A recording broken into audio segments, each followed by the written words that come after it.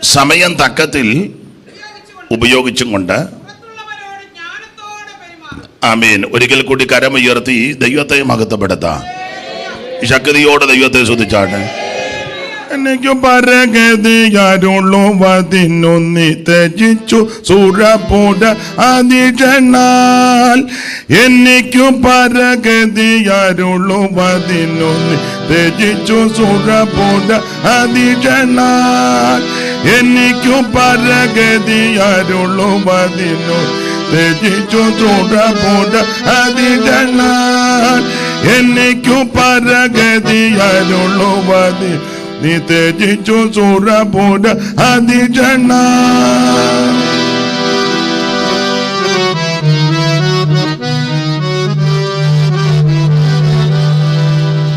എനിക്കു പരഗതിയാരുള്ളവതിനും ത്യജിച്ചു സുരപൂട അതിജന.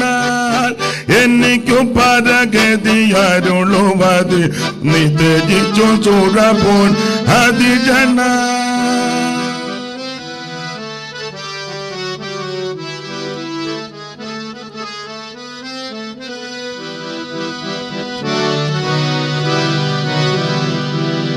എനിക്കു പരഗതിയാരുള്ളവതിനും ത്യജിച്ചു സുരപൂട അതിജന.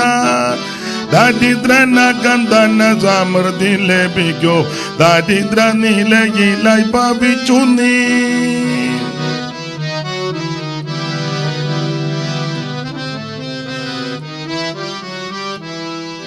ദരിദ്രനകം ധന സമൃദ്ധി ലഭിക്കോ, ദരിദ്ര നിലയിലായി ഭവിച്ചു നീ.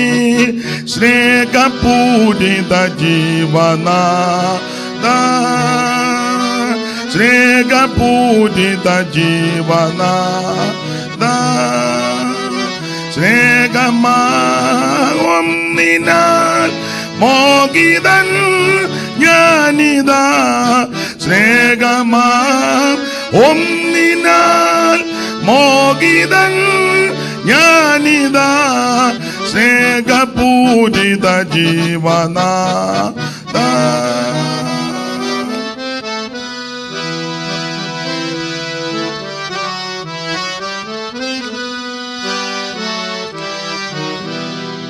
എനിക്കു പരഗതിയാരുള്ളവതിനും ത്യജിച്ചു സുരപൂട അതിജന. എനിക്കു പരഗതിയാരുള്ളവതിനും ത്യജിച്ചു സുരപൂട അതിജന. ദരിദ്രനകം ധന സമൃദ്ധി ലഭിക്കൂ, ദരിദ്ര നിലയിലായി മരിച്ചു നീ. ദരിദ്രനകം ധന സമൃദ്ധി ലഭിക്കൂ, ദരിദ്ര നിലയിലായി ഭവിച്ചു നീ.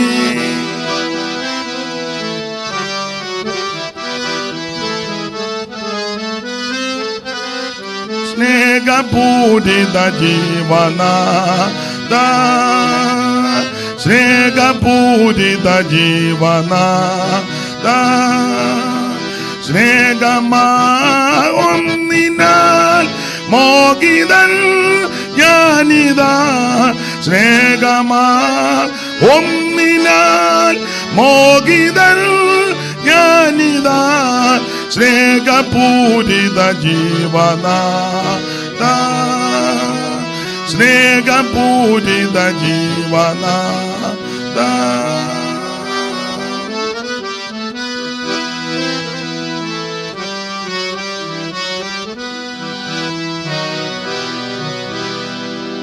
ഈ നല്ല രാത്രി സമയത്തിനായിട്ട് ദൈവത്തെ മഹത്വപ്പെടുത്തുന്നു.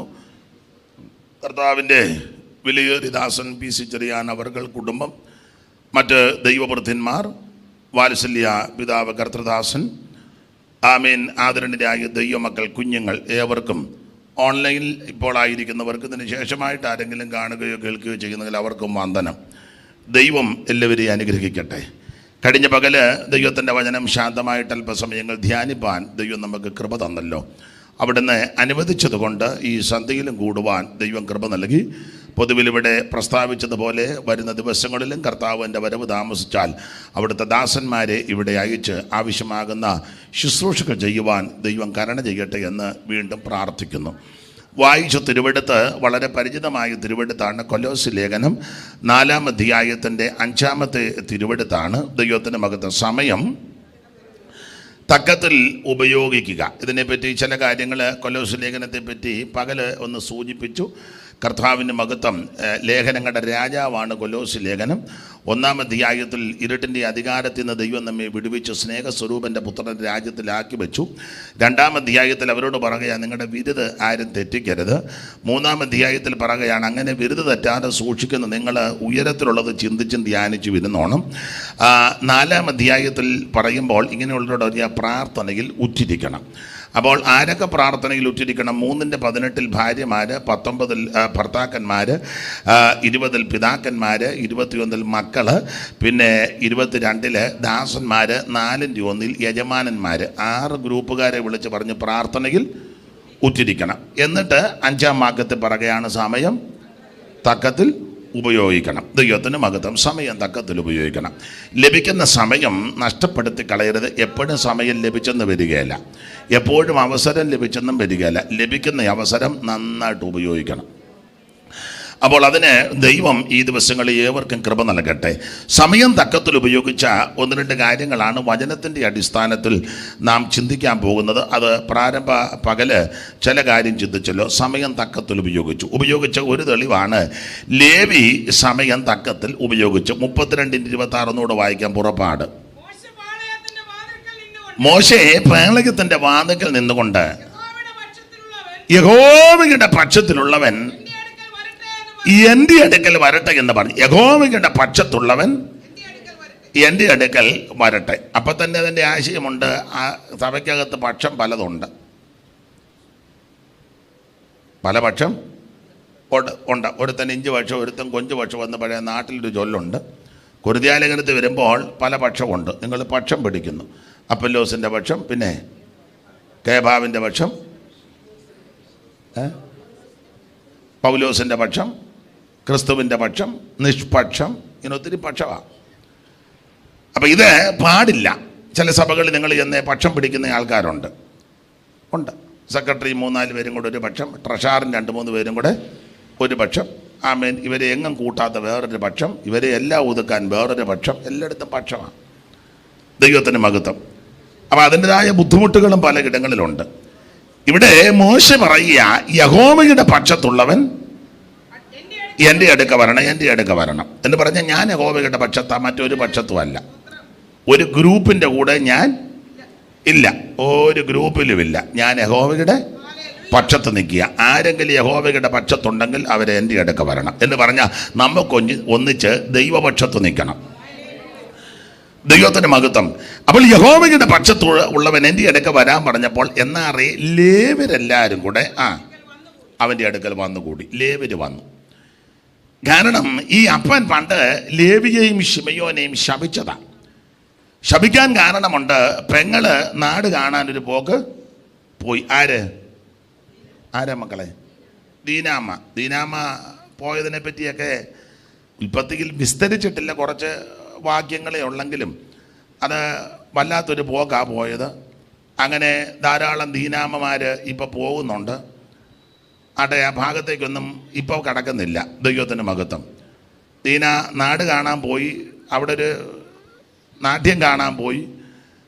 ആ ദേശത്ത് ശേഖേമിലെ ദൈവത്തിൻ്റെ മഹത്വം. ഈ ഓരോ വർഷം കൂടുമ്പോഴും വർഷാഘോഷത്തിൽ സ്ത്രീകൾ ഉടുത്തൊരുങ്ങി ആടയാഭരണങ്ങൾ ധരിച്ച് ലോകക്കാരുടെ കാര്യമാണ്, മറ്റ് ചിത്രപ്പണികളും കാര്യങ്ങളുമൊക്കെ ചെയ്ത് ഒരു നൃത്തവും ഒരു നടനവും ഒരു കൂത്തും ഒരു പാട്ടും ഒരു മേളവും ഉണ്ട്. അത് കാണാനാ ദീനാമ്മ പോയത്. നമ്മുടെ ചില പിള്ളേർ അങ്ങനെയൊക്കെ പോകാറുണ്ട്. ഇവർ കളിക്കത്തില്ലെങ്കിലും കളി കാണാൻ പോകുന്ന ആൾക്കാരുണ്ട്. ഓണാഘോഷ പരിപാടിക്ക് പോയവർ ഉണ്ടോയെന്ന് എനിക്കറിയത്തില്ല. ചില സാഹചര്യത്തിൽ ചിലർ പോകുന്നുണ്ട്. അയൽക്കൂട്ടത്തിൻ്റെ സഹോദരിമാർ പറഞ്ഞു, അമ്മാമ്മയും മരണം തിരുവാതിരയുണ്ട്. എനിക്ക് തിരുവാതിര അറിയാൻ മേല. ഇല്ലെങ്കിലും അമ്മാമ്മ അത്തറ്റ വന്ന് വരണം. പോയ കക്ഷികളെ എനിക്കറിയാം. ഇവിടെ അല്ല, ഉണ്ട്. സഹോദരന്മാരിലും അങ്ങനെ ചിലർ പല പല പ്രോഗ്രാമിന് പോകുന്നവരുണ്ട്. അപ്പോൾ ഈ ദീന ആ രീതിയിലാണ് ഒന്ന് പോയത്, ഉടുത്തൊരുങ്ങി. ഞാനെപ്പോഴും പ്രസംഗിക്കാൻ പറയും, എങ്ങനെ ഉടുത്തൊരുങ്ങി പോയെന്നൊന്ന് ഉൽപ്പത്തിയിലില്ലെങ്കിലും ഈ 3:16 കിടപ്പുണ്ട് യെശയ്യാവ്. ആ പരുവത്തിനായിരിക്കും പോകാൻ സാധ്യത. നമുക്കറിയാമല്ലോ, ഓടിച്ച് വായിച്ചോ 3:16 മുതൽ ഏത് പരുവത്തിനാണ് പോയെന്ന്. നിങ്ങൾക്ക് അറിവുള്ള കാര്യമെങ്കിലും ഒന്ന് വായിച്ചോ, ഒന്നുകൂടെ ഒന്ന് ഓർപ്പിച്ച് തരുന്നതേ ഉള്ളൂ. യഹോവ പിന്നെയും അരുളി ചെയ്തത് എന്തെന്നാൽ, സിയോൻ പുത്രി, അപ്പോൾ ഒറിജിനൽ സിയോൻ പുത്രി ദീനായ യാക്കോബിന് ലേയായി കൂടി ജനിച്ചതാ, ഒരു മാലിന്യവും ഇല്ല. അപ്പോൾ ഒറിജിനൽ സിയോൻ പുത്രി ദീനായ, മറ്റേതൊക്കെ പിന്നെ കുറച്ച് വർഷം കഴിയുമ്പോൾ അല്പം പരുവക്കേടുണ്ട്, ഇത് കറക്റ്റാണ്. അപ്പോൾ സിയോൻ പുത്രിമാർ നിഗളിച്ച് കരുത്ത് നീട്ടി എന്ന് പറഞ്ഞാൽ പള്ളി പിടിച്ച് നീട്ടിയെന്നല്ല. ഈ അറിയാം, ഞാൻ വിവരിക്കണ്ടല്ലോ. കരുത്ത് നീട്ടിയെന്ന് പറഞ്ഞപ്പോൾ മനസ്സിലായല്ലോ? ഇല്ല, അറിയാം, നിങ്ങൾക്കറിയാം. പറ, കഴുത്ത് നീട്ടി. ഓപ്പണായിട്ട് പറയാൻ ചിലക്ക് മനസ്സിലാകുന്നില്ലെങ്കിൽ ഇത് മനസ്സിലാക്കാനാണെന്നല്ലോ പ്രസംഗം എന്തിനാണെന്ന് വെച്ചാൽ ഇത് മനസ്സിലാക്കുന്നത് എന്തിനാണെന്ന് വെച്ചാൽ നമ്മളത് ക്രമീകരിക്കേണ്ടതുണ്ടെങ്കിൽ ക്രമീകരിച്ച് കർത്താവിൻ്റെ വരവിനായിട്ട് ഒരുക്കണം. പ്രസംഗം എന്ന് പറഞ്ഞാൽ ബഹളം ഉണ്ടാക്കി നിങ്ങളെല്ലാം തള്ളി താഴെ ഇട്ട് ഓടി വായോ എന്ന് കൂവുന്നതല്ല. അങ്ങനെ കൂവിക്കോട്ടെ, ഞാൻ എതിരല്ല. പ്രസംഗം ഈ പറയുന്ന കാര്യം മനസ്സിലാക്കണം, അത് ഗ്രഹിക്കണം. എന്നിട്ട് ആ പറയുന്ന കാര്യം എൻ്റെയും നിങ്ങളുടെയും ജീവിതത്തിൽ ക്രമീകരിക്കേണ്ടതാണെങ്കിൽ ഈ പ്രസംഗത്തിലോട് ബന്ധപ്പെട്ടത് ക്രമീകരിക്കണം. ഉപേക്ഷിക്കണം, ഏറ്റെടുക്കണം, ഗുണീകരണം, ശുദ്ധീകരണം, ക്രമീകരണം, ഇതൊക്കെയായി പ്രസംഗം. പ്രസംഗിക്കാൻ അങ്ങനെ കേൾക്കുന്നത്, അങ്ങനെ വിശ്വസിച്ചാലേ ഇത് കാര്യങ്ങൾ ക്രമീകരിക്കൂ. അപ്പോൾ കഴുത്ത് നീട്ടുക എന്ന് പറഞ്ഞാൽ ഓപ്പണായിട്ട് അങ്ങ് പറയാൻ പിണങ്ങിയാലും കുഴപ്പമില്ല. ബ്ലൗസ് ആണെങ്കിലും ചുരിദാർ ആണെങ്കിലും അതിൻ്റെ ടോപ്പ് ഉണ്ടല്ലോ, അതാണെങ്കിലും എന്തുവാണെങ്കിലും അത് കണ്ടമാനം ഇങ്ങോട്ട് ഇറങ്ങിയാൽ കഴുത്ത് നീണ്ടതുപോലെ തോന്നും. വേണേ സാരി കൊണ്ടൊന്ന് മറച്ച് വെച്ചോ, ചുരിദാറിൻ്റെ ഷാൾ കൊണ്ട്. ഞാൻ 1 സെക്കൻഡ് തരിക, ആയിക്കോട്ടെ.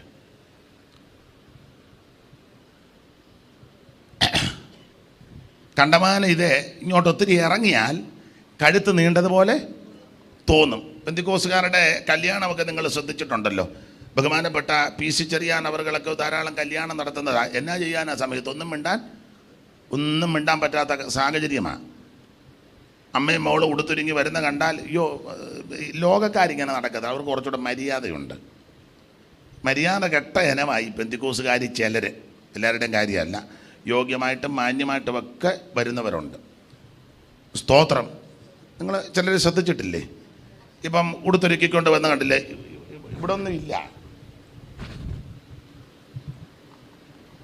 തുറന്ന പുസ്തകം എന്ന് പറഞ്ഞ പോലെ ഒന്നുമില്ല. എന്നാൽ ഇത് തെറ്റാന്ന് ആരും ഒട്ട് പറഞ്ഞു കൊടുക്കുന്നില്ല. ഇനി ലോക്കലിലെ പാസ്റ്റർ പറയാ നമുക്കിങ്ങനെ ഒക്കത്തില്ലെന്ന് പറഞ്ഞാൽ ഞങ്ങൾ അടുത്ത സഭയെ കൊണ്ട് കല്യാണം നടത്തുമെന്ന്. ഇവിടെ 30 കൊല്ലം വരുന്ന പുള്ളി അടുത്ത സഭയെ കൊണ്ട് കല്യാണം നടത്തുക എന്ന് എന്തുവാ അതിൻ്റെ ഇത്? പറ. പാസ് നടത്താൻ മേലെ പാസ് നടത്തണ്ട, വേറെ നടത്താൻ പാസ്റ്റർമാർ റെഡി ആയിട്ട് 1 അല്ല 9 കല്യാണം നടത്താനും പറഞ്ഞ് നിൽക്കുക വേദവത്വമായിട്ട്.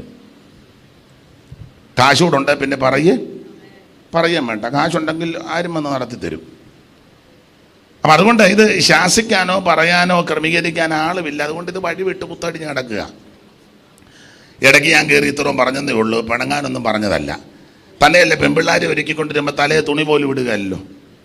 നീ ഏതെങ്കിലും ഒരു ഉപദേശി പറഞ്ഞാൽ ഇയാൾ എന്തിനാ ഇതൊക്കെ നോക്കിയിരിക്കുന്നെന്ന് ചോദിക്കും ആൾക്കാർ. പ്രശ്നമാണ്. ഞാൻ ചില വിവാഹ ശുശ്രൂഷയ്ക്ക് സംബന്ധിക്കുമ്പോൾ കൂടെ ദൈവദാസന്മാർ പറഞ്ഞു കേട്ടിട്ടുണ്ട്, ദൈവമക്കളായവർ തലയിൽ ഈ മൂടുപടമെന്ന് പറഞ്ഞാൽ എങ്ങനെ ഇടുന്നത്? ആദ്യം നമുക്കൊന്നേ തുടങ്ങാം, അല്ല ഇപ്പം രക്ഷയില്ല. എങ്ങനെ? അതിനും കൂടെ ഇതുകൊണ്ട് നടക്കും. നാളെ ഒരു ചെന്തിനായി ഷാളിടുന്നെന്ന്. ഇതുപോലത്തെ ഗുണം പിടിക്കാത്തതൊക്കെ ചിലതെടുത്ത് കാണും, അവരെ കാണിക്കാനും കൂടെ ഇങ്ങനെ ഇടണം. മുടി കാണരുത്. കണ്ടോ? അപ്പോൾ ഒരാൾ ചോദിച്ചു ഇതെന്തിനാ? ഞാൻ പറഞ്ഞു ഇതിനൊക്കെ ആയി കൊണ്ട് നടക്കുന്നത്. പറഞ്ഞിട്ട് കേൾക്കുന്നില്ലേ, കാണിച്ചു കൊടുക്കുക. അതെ, ഇതിനാ മൂടുപടം. അപ്പോൾ ഈ കഴുത്ത് നീട്ടുക എന്ന് പറഞ്ഞാൽ ഇത് കണ്ടമാനം മുമ്പോട്ടും പുറകോട്ടുമൊക്കെ ഇറങ്ങിയാൽ കഴുത്ത് നീണ്ടതുപോലെ തോന്നും. ദീനാമ്മ അങ്ങനെയാ പോയത്. ഒരു ദൈവ പൈതൽ യോഗ്യമായിട്ട് നടക്കണം, ലജ്ജാശീലത്തോടും. പറ ആ വാക്യമൊന്നും ലജ്ജാശീലത്തോടും അങ്ങനെ. അപ്പം ഇത് കരുത്ത് കണ്ടമാനം അങ്ങ് നീട്ടി. ഞാൻ മുഖമെല്ലാം വല്ലാതാകുന്നില്ല, എന്നാ വേണ്ട, വായിച്ചങ്ങ് വിടാം. വായി കരുത്ത് നീട്ടി എറുകണ്ണിട്ട് നേരെ നോക്കി സംസാരിക്കത്തില്ലല്ലോ ചിലര്. നിങ്ങൾ ചിലരെ ശ്രദ്ധിച്ചേ. എന്തുകൊണ്ട് വിശേഷം? ഒന്നുമില്ല.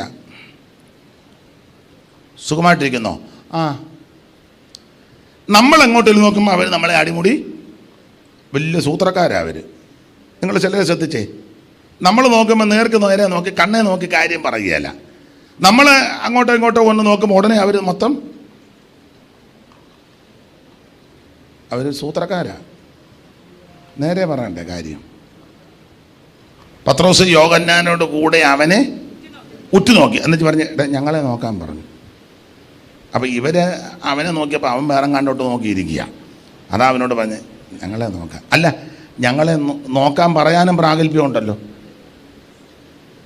ഇപ്പം ഞാനും നിങ്ങളും പറഞ്ഞ് ഞങ്ങളെ ഒന്നും നോക്കണ്ട, നേരെ മേളിലോട്ട് നോക്കിയാൽ സീലിംഗ് അല്ല, അല്ല വേറെ എന്നാ കാണാനാ?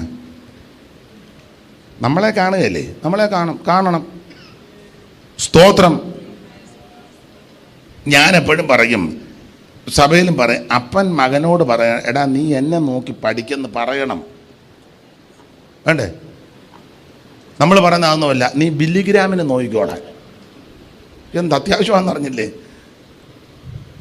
നീ ബില്ലിഗ്രാമിനെ, നീ ഗാന്ധിജിയെ പുസ്തകം പഠിച്ചോണം. ഇന്ത്യയെ കണ്ടെത്തൽ. ഗാന്ധിജിയെ നോക്കണ്ട, നെഹ്റുവിനെ നോക്കണ്ട, ബില്ലിഗ്രാമിനെ നോക്കാനല്ല പറയേണ്ടത്. അപ്പൻ മകനോട് പറയാൻ, എടാ നീ എന്നെ കണ്ട് പഠിക്കാൻ പറയണം. എൻ്റെ പ്രാർത്ഥന, എൻ്റെ ജീവിതം, ഞാൻ വീട്ടിൽ പെരുമാറുന്നത്, എൻ്റെ സംസാരം, എൻ്റെ ശൈലി, എൻ്റെ ആരാധന, എൻ്റെ യോഗത്തിനുള്ള ഇരിപ്പ്, പോക്ക്, വരവ്, ശുശ്രൂഷ, നീ എന്നെ കണ്ട് പഠിക്കാൻ അപ്പൻ മകനോട് പറയണം. എന്നാ വാ തുറന്ന് എന്തേലും ഒന്ന് പറ. നമുക്ക് 8:30 പിരിയാ, വിഷമിപ്പിക്കുമൊന്നുമില്ല. നമ്മൾ പറയുന്ന ഇതൊന്നുമല്ല.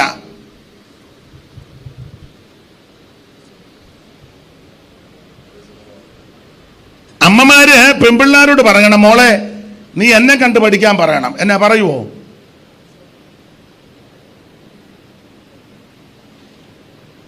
സ്തംഭിച്ചിരിക്കുകയാണെന്നോ, ശ്വാസം വിലങ്ങിയതാണെന്നോ, അതോ ആ പുറകിരിക്കുന്ന സഹോദരിമാർ മുന്നോട്ട് വരാമോ? നിങ്ങളെന്തിനാ അവിടെ പമ്മിയിരിക്കുന്നു? ഇഞ്ഞു വാ, അമ്മയ്ക്ക് നടക്കാവോ? അമ്മേ മുന്നോട്ട് വാ.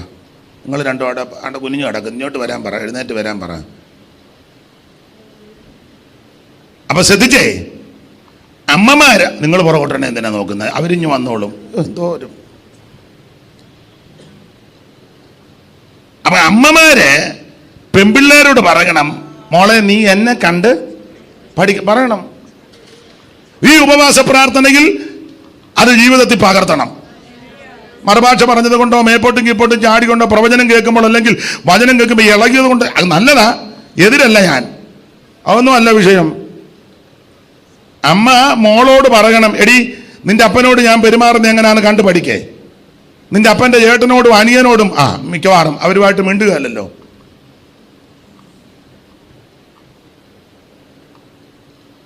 അമ്മച്ചിയോട് ഞാൻ ഇടപെടുന്നത് എങ്ങനെയാണെന്ന് കണ്ടുപിടി. അമ്മായിയമ്മയോടെ അത് പ്രാഗൽഭ്യം വേണം, പറഞ്ഞു കൊടുക്കണം. അമ്മായിയമ്മയായിട്ട് മിണ്ടിയിട്ട് എത്ര കൊല്ലമായി, വീട്ടിൽ കയറിയിട്ട് എത്ര നാളായി. ഇപ്പം നിങ്ങൾ പറയാം ഭാഷ ചത്തുപോയി, അത് ഭാഗ്യമായി. അമ്മ മോളോട് പറയണം, നീ എന്നെ കണ്ട് പഠിക്കാൻ. ഞാൻ വീട്ടിൽ പെരുമാറുന്നത് അപ്പനോട്, ഭർത്താവിനോട്, അമ്മയോട്, സഹോദരങ്ങളോട്, അയലത്തുകാരോട്, സമൂഹത്തോട്, സഭയിൽ ഒക്കെ ഞാൻ ഇടപെടുന്നത്, എൻ്റെ സംസാരം, ശൈലി, ആരാധന രീതി, വസ്ത്രധാരണം, നോട്ടം, ഇടപാട്, കൊടുക്കവാങ്ങൽ, സഹകരണം, ഇതൊക്കെ നീ എന്നെ കണ്ട് പഠിക്കാൻ അമ്മ മകളോട് പറയാൻ പ്രാഗൽഭ്യം ഉണ്ടായിരിക്കണമെന്ന്.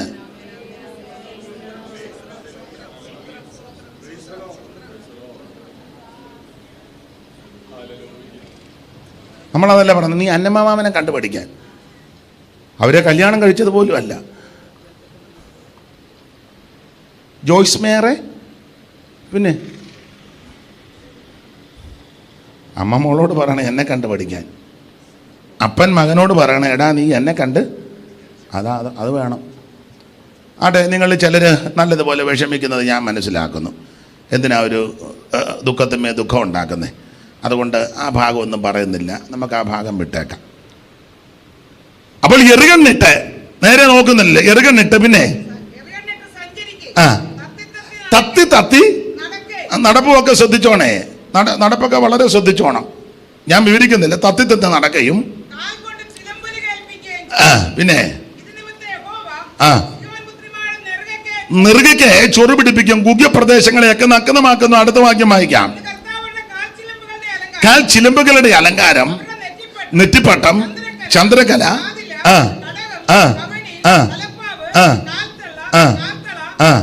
പട്ടകച്ച, പരിമളപ്പെട്ട്, തകിടുകൂട്ട്, മോതിരം, മുക്കുത്തി, ഉത്സവവ്രതം, മേലാട, ശാൽവ, ശോമപടം, ദർഭപടം, കണ്ണപടം, മൂടുപടം എന്ന് കല്ലാം എന്ന് വേണ്ട.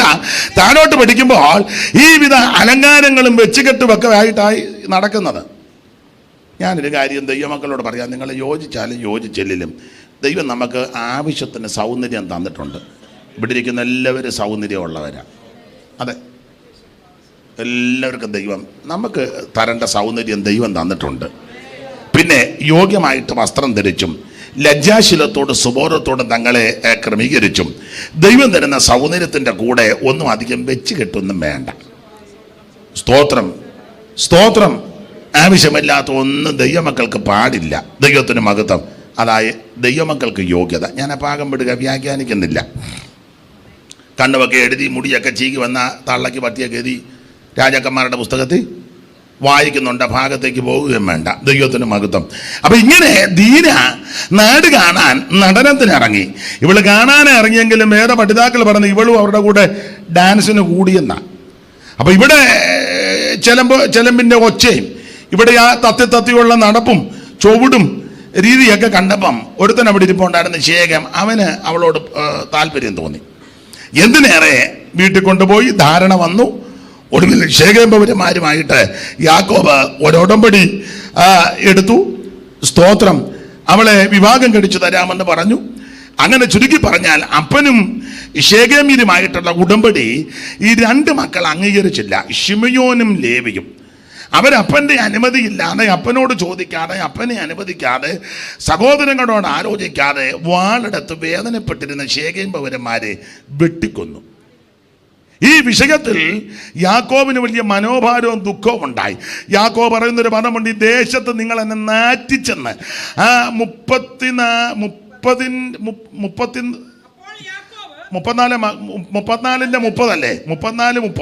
ആ താഴെ.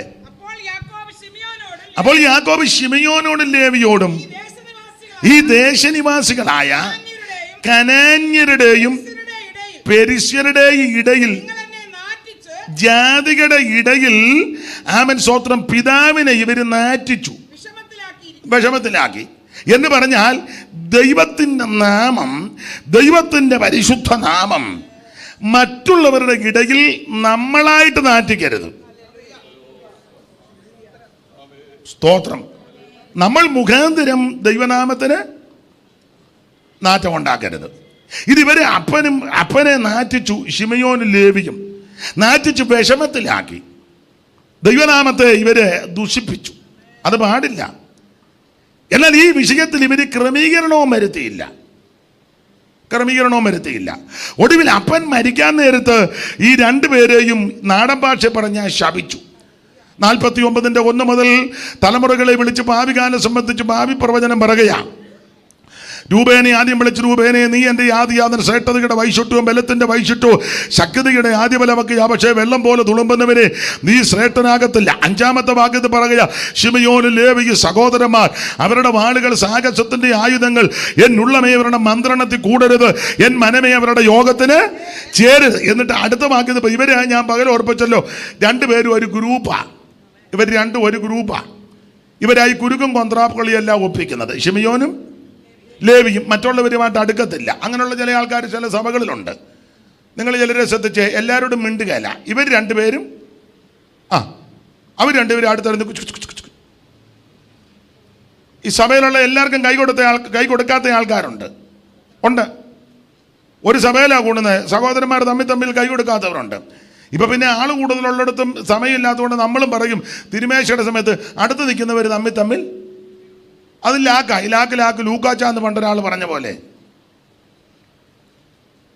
ഒരു സഭയിലാണ് കൂടുന്നത്. ഉപവാസത്തിന് കുറവൊന്നുമില്ല, മറുഭാഷയുണ്ട്, തുള്ളലുണ്ട്, ചാട്ടമുണ്ട്, പ്രാർത്ഥനയുണ്ട്, നന്നായിട്ടെല്ലാം ചെയ്യുന്നു. പക്ഷേ കൈ കൊടുക്കത്തില്ലല്ലോ. എല്ലാവർക്കും കൊടുക്കാത്തവരുണ്ട്, ഇതുവരെ മിണ്ടാത്തവരുണ്ട്, കൂട്ടുവിശ്വാസിയുടെ വീടറിയാത്തവരുണ്ട്, ഉണ്ട്. അല്ല, വീട്ടിൽ പ്രാർത്ഥനയും വെക്കുന്നില്ലല്ലോ. വീട്ടു പ്രാർത്ഥന വെക്കാണ്ട് പറയുമ്പോൾ താന്നിരിക്കുകയല്ലേ, നേരെ ഇരുന്നല്ലേ അങ്ങോട്ട് വെക്കുന്നെന്ന് പറയണേ. ഇനി അഥവാ നമ്മൾ പറഞ്ഞോണ്ട് പറയും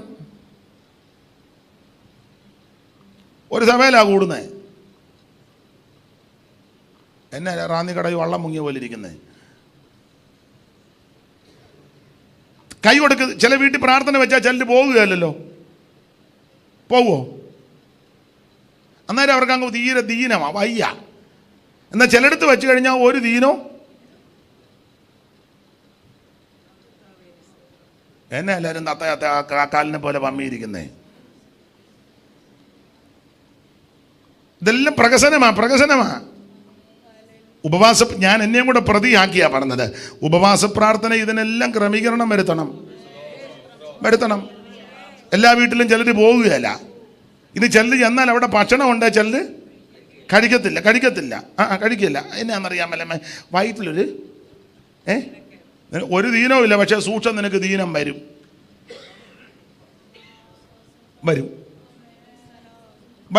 ഒരു തർക്കവുമില്ല. ഇപ്പം നിനക്ക് ദീനമില്ലാത്തപ്പോഴാണ് നീ പറഞ്ഞ് എനിക്ക് വയറ്റിനകത്ത് ഒരു കുഴപ്പമില്ല, പക്ഷേ സൂക്ഷം വന്നിരിക്കും. വരും. ഒരു തർക്കമൊന്നുമില്ലെന്ന്. ചില രോഗികളുണ്ട്, അവരെ നമുക്കറിയാം.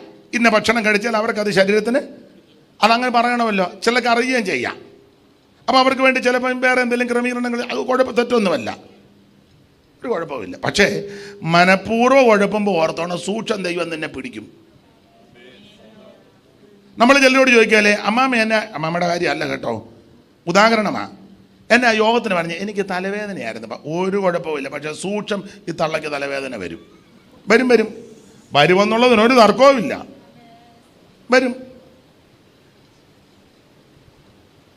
എന്തോ അച്ചായനെ അവിടെ യോഗത്തിനുണ്ടല്ലോ, ശാരീരികമായിട്ട് അത്ര ഒരു കുഴപ്പം. കല്യാണത്തിന് അവിടെ നിൽക്കുന്ന കണ്ടല്ലോ, ആദ്യത്തെ തേറ്റിന് കയറി ഇരിക്കുക, പ്രാർത്ഥിക്കുന്നതിന് മുന്നേ കഴിക്കുന്നത് ഞാൻ കണ്ടല്ലോ.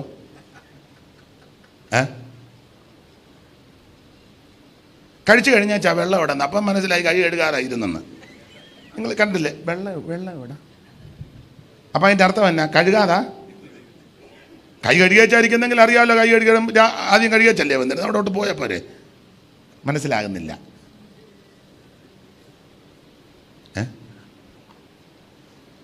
അല്ല, അതിനൊന്നും ഒരു ക്ഷീണവും ഇല്ലല്ലോ. മനഃപൂർവ്വം അങ്ങനെ കള്ളം പറഞ്ഞാൽ സൂക്ഷം പിടിക്കും ദൈവം. തെളിവ് നിങ്ങൾക്ക് വചനത്തിലുണ്ട്, പിടിക്കും. നിങ്ങൾക്ക് അറിവുള്ള കാര്യം വന്ന് ഓർപ്പിക്കുന്നതേ ഉള്ളൂ, നിങ്ങൾക്കെല്ലാം അറിയാമല്ലോ. ലാബാൻ കൂടാരത്തിൽ വന്നപ്പം റേച്ചലാൻറ്റി പറഞ്ഞു, പപ്പ എനിക്ക് എഴുന്നേക്കാൻ പാടില്ല, ഫാസ്റ്റിംഗ് പ്രയറാണ്. ഞങ്ങൾ പായിട്ട് കഴിഞ്ഞാൽ 3 ദിവസം കഴിഞ്ഞ് അവിടുന്ന് എഴുന്നേക്കുള്ളൂ. വീട്ടിൽ അടുപ്പിൽ പോലും വന്ന് അപ്പം അപ്പന് ഓർത്താട്ടെ, ഇവള് കുടുംബത്തിൽ വെച്ചോ ഉപവാസവും എന്നാ അമ്മമ്മ ഏതാണ്ട് പറഞ്ഞു കൊടുത്ത്. എന്തോ പറഞ്ഞേ? ഏതാണ്ട് പറഞ്ഞമ്മ. എന്തോ അമ്മ പറഞ്ഞേ?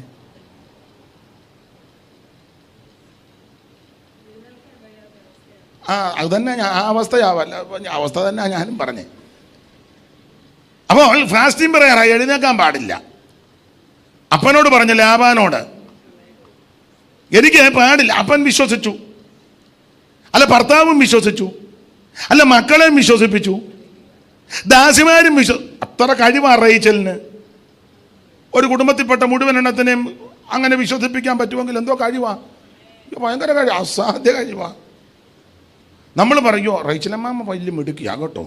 പിന്നെ ജക്കപ്പച്ചാൻ എല്ലാവരെയും കളിപ്പിക്കുന്ന അച്ചാനെ, പക്ഷെ അച്ചാനെ അമ്മാമ്മ വരച്ച വരയല്ല. മിണ്ടുന്നില്ല. മിണ്ടണ്ട. അച്ചാൻ എല്ലാവരെയും ഒതുക്കുന്ന അച്ചാനെ, പക്ഷെ അമ്മാമ്മയുടെ മുന്നിൽ അച്ചാൻ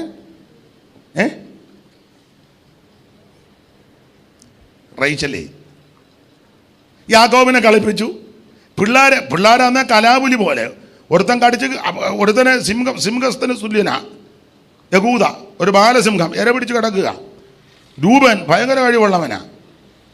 എല്ലാം ഒന്നുകൊന്നൊക്കെ മിടുക്കനുള്ളപ്പോൾ അവരെ ഈ അമ്മ ഒതുക്കി നിർത്തിയേക്കുന്നത്. ഭർത്താവിനെയും കളിപ്പിച്ചു, പിള്ളേരെയും കളിപ്പിച്ചു, അപ്പൻ അതിലും വേന്ദ്രനാ. സകല എണ്ണത്തിനെ ഒതുക്കി. ഇവള് കള്ളം പറഞ്ഞു, എനിക്ക് എഴുന്നേൽപ്പാൻ പാടില്ല. അവനങ്ങ് പോയി. നിങ്ങൾക്കറിയാം, ഈ അപ്രത്തിലെത്താൻ അല്പ ദൂരമുള്ളപ്പോൾ റാഗേൽ വഴികരികെ വെച്ച് പ്രസവിക്കുക. ഉൽപ്പത്തി പുസ്തകവും യെരമ്യാ പ്രവചനവും എടുത്ത് വായിപ്പിക്കുന്നില്ല, ചേർത്ത് പഠിക്കുമ്പോൾ അവിടെ ഒരു പദമുണ്ട്, ജീവൻ പോകുന്ന നേരം. അമ്മാമ ആ വാക്യം കണ്ടോ? 35 ഈ ഭാഗത്തുണ്ട്, ജീവൻ അങ്ങനെ പദം.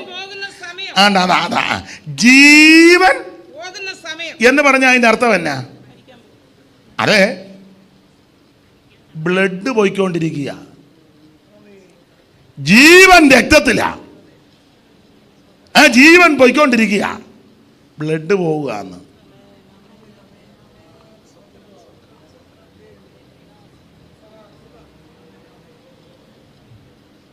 ബ്ലഡ് നിൽക്കുന്നില്ല.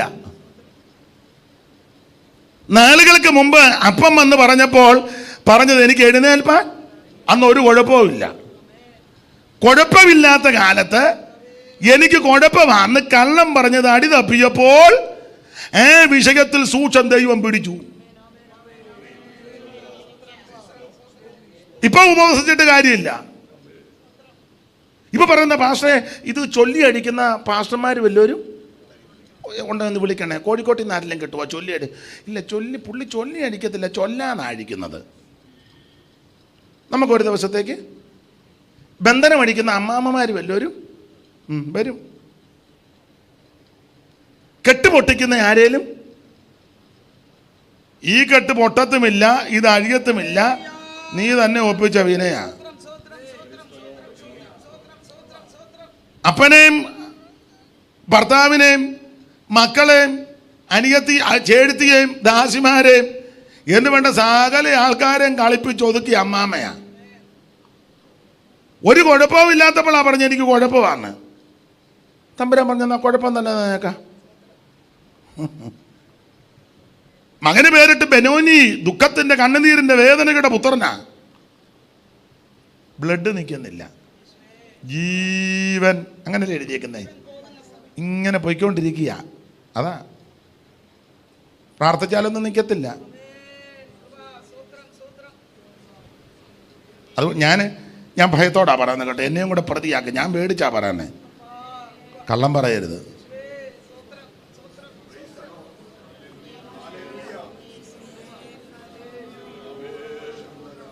കള്ളം പറയരുത്. തലവേദനയാന്ന് കള്ളം പറയരുത്. വയറ്റ് വേദനയാന്ന് കള്ളം പറയരുത്. വണ്ടിക്ക് പെട്രോൾ ഇല്ലായിരുന്നെന്ന് കള്ളം പറയരുത്. പിരിവ് തരാൻ എൻ്റെ കയ്യിൽ ഒന്നും ഇല്ല പാസ്റ്റേന്ന് കള്ളം പറയരുത്.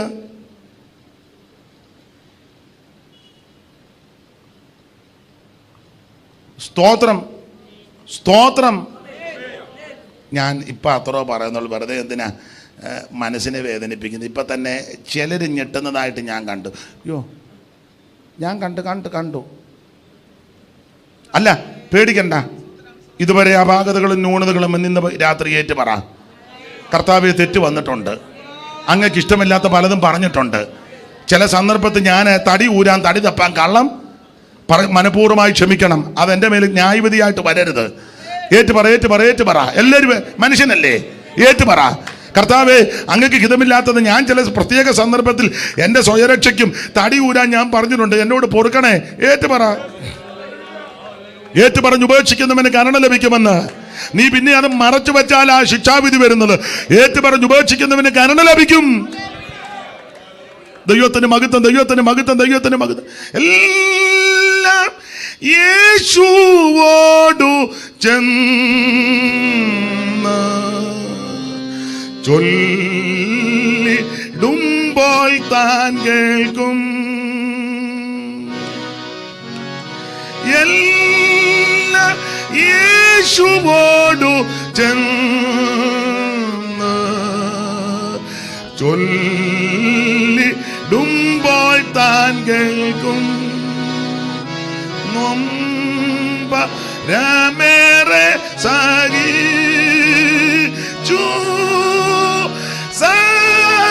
സമാധാനങ്ങൾ നഷ്ടം എല്ലാ യേശുവോടു ചെന്ന് ചൊല്ലിടായ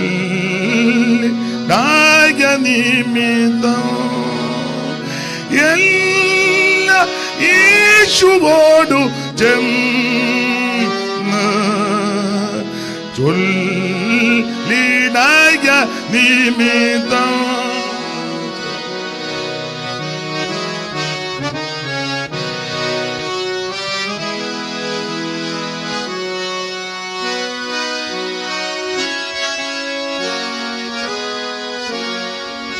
ഇന്ന് രാത്രിയിലെ എന്നെ കേൾക്കുന്ന പ്രിയരെ, നമ്മൾ മനുഷ്യരായി ഈ ഭൂമിയിലാ ജീവിക്കുന്നത്. അപാകതകളുണ്ട്, ന്യൂനതകളുണ്ട്, പോരായ്മകളൊക്കെ വരാം, തെറ്റാൻ സാധ്യതയുണ്ട്, പോഷത്വങ്ങളൊക്കെ വന്നിട്ടുണ്ട്. മോനെ ഒരു കസേര ഇങ്ങോട്ട് എടുത്തിട്ട്, അപ്പം എനിക്ക് വെള്ളം എടുത്ത് വെക്കുകയും ചെയ്യാം.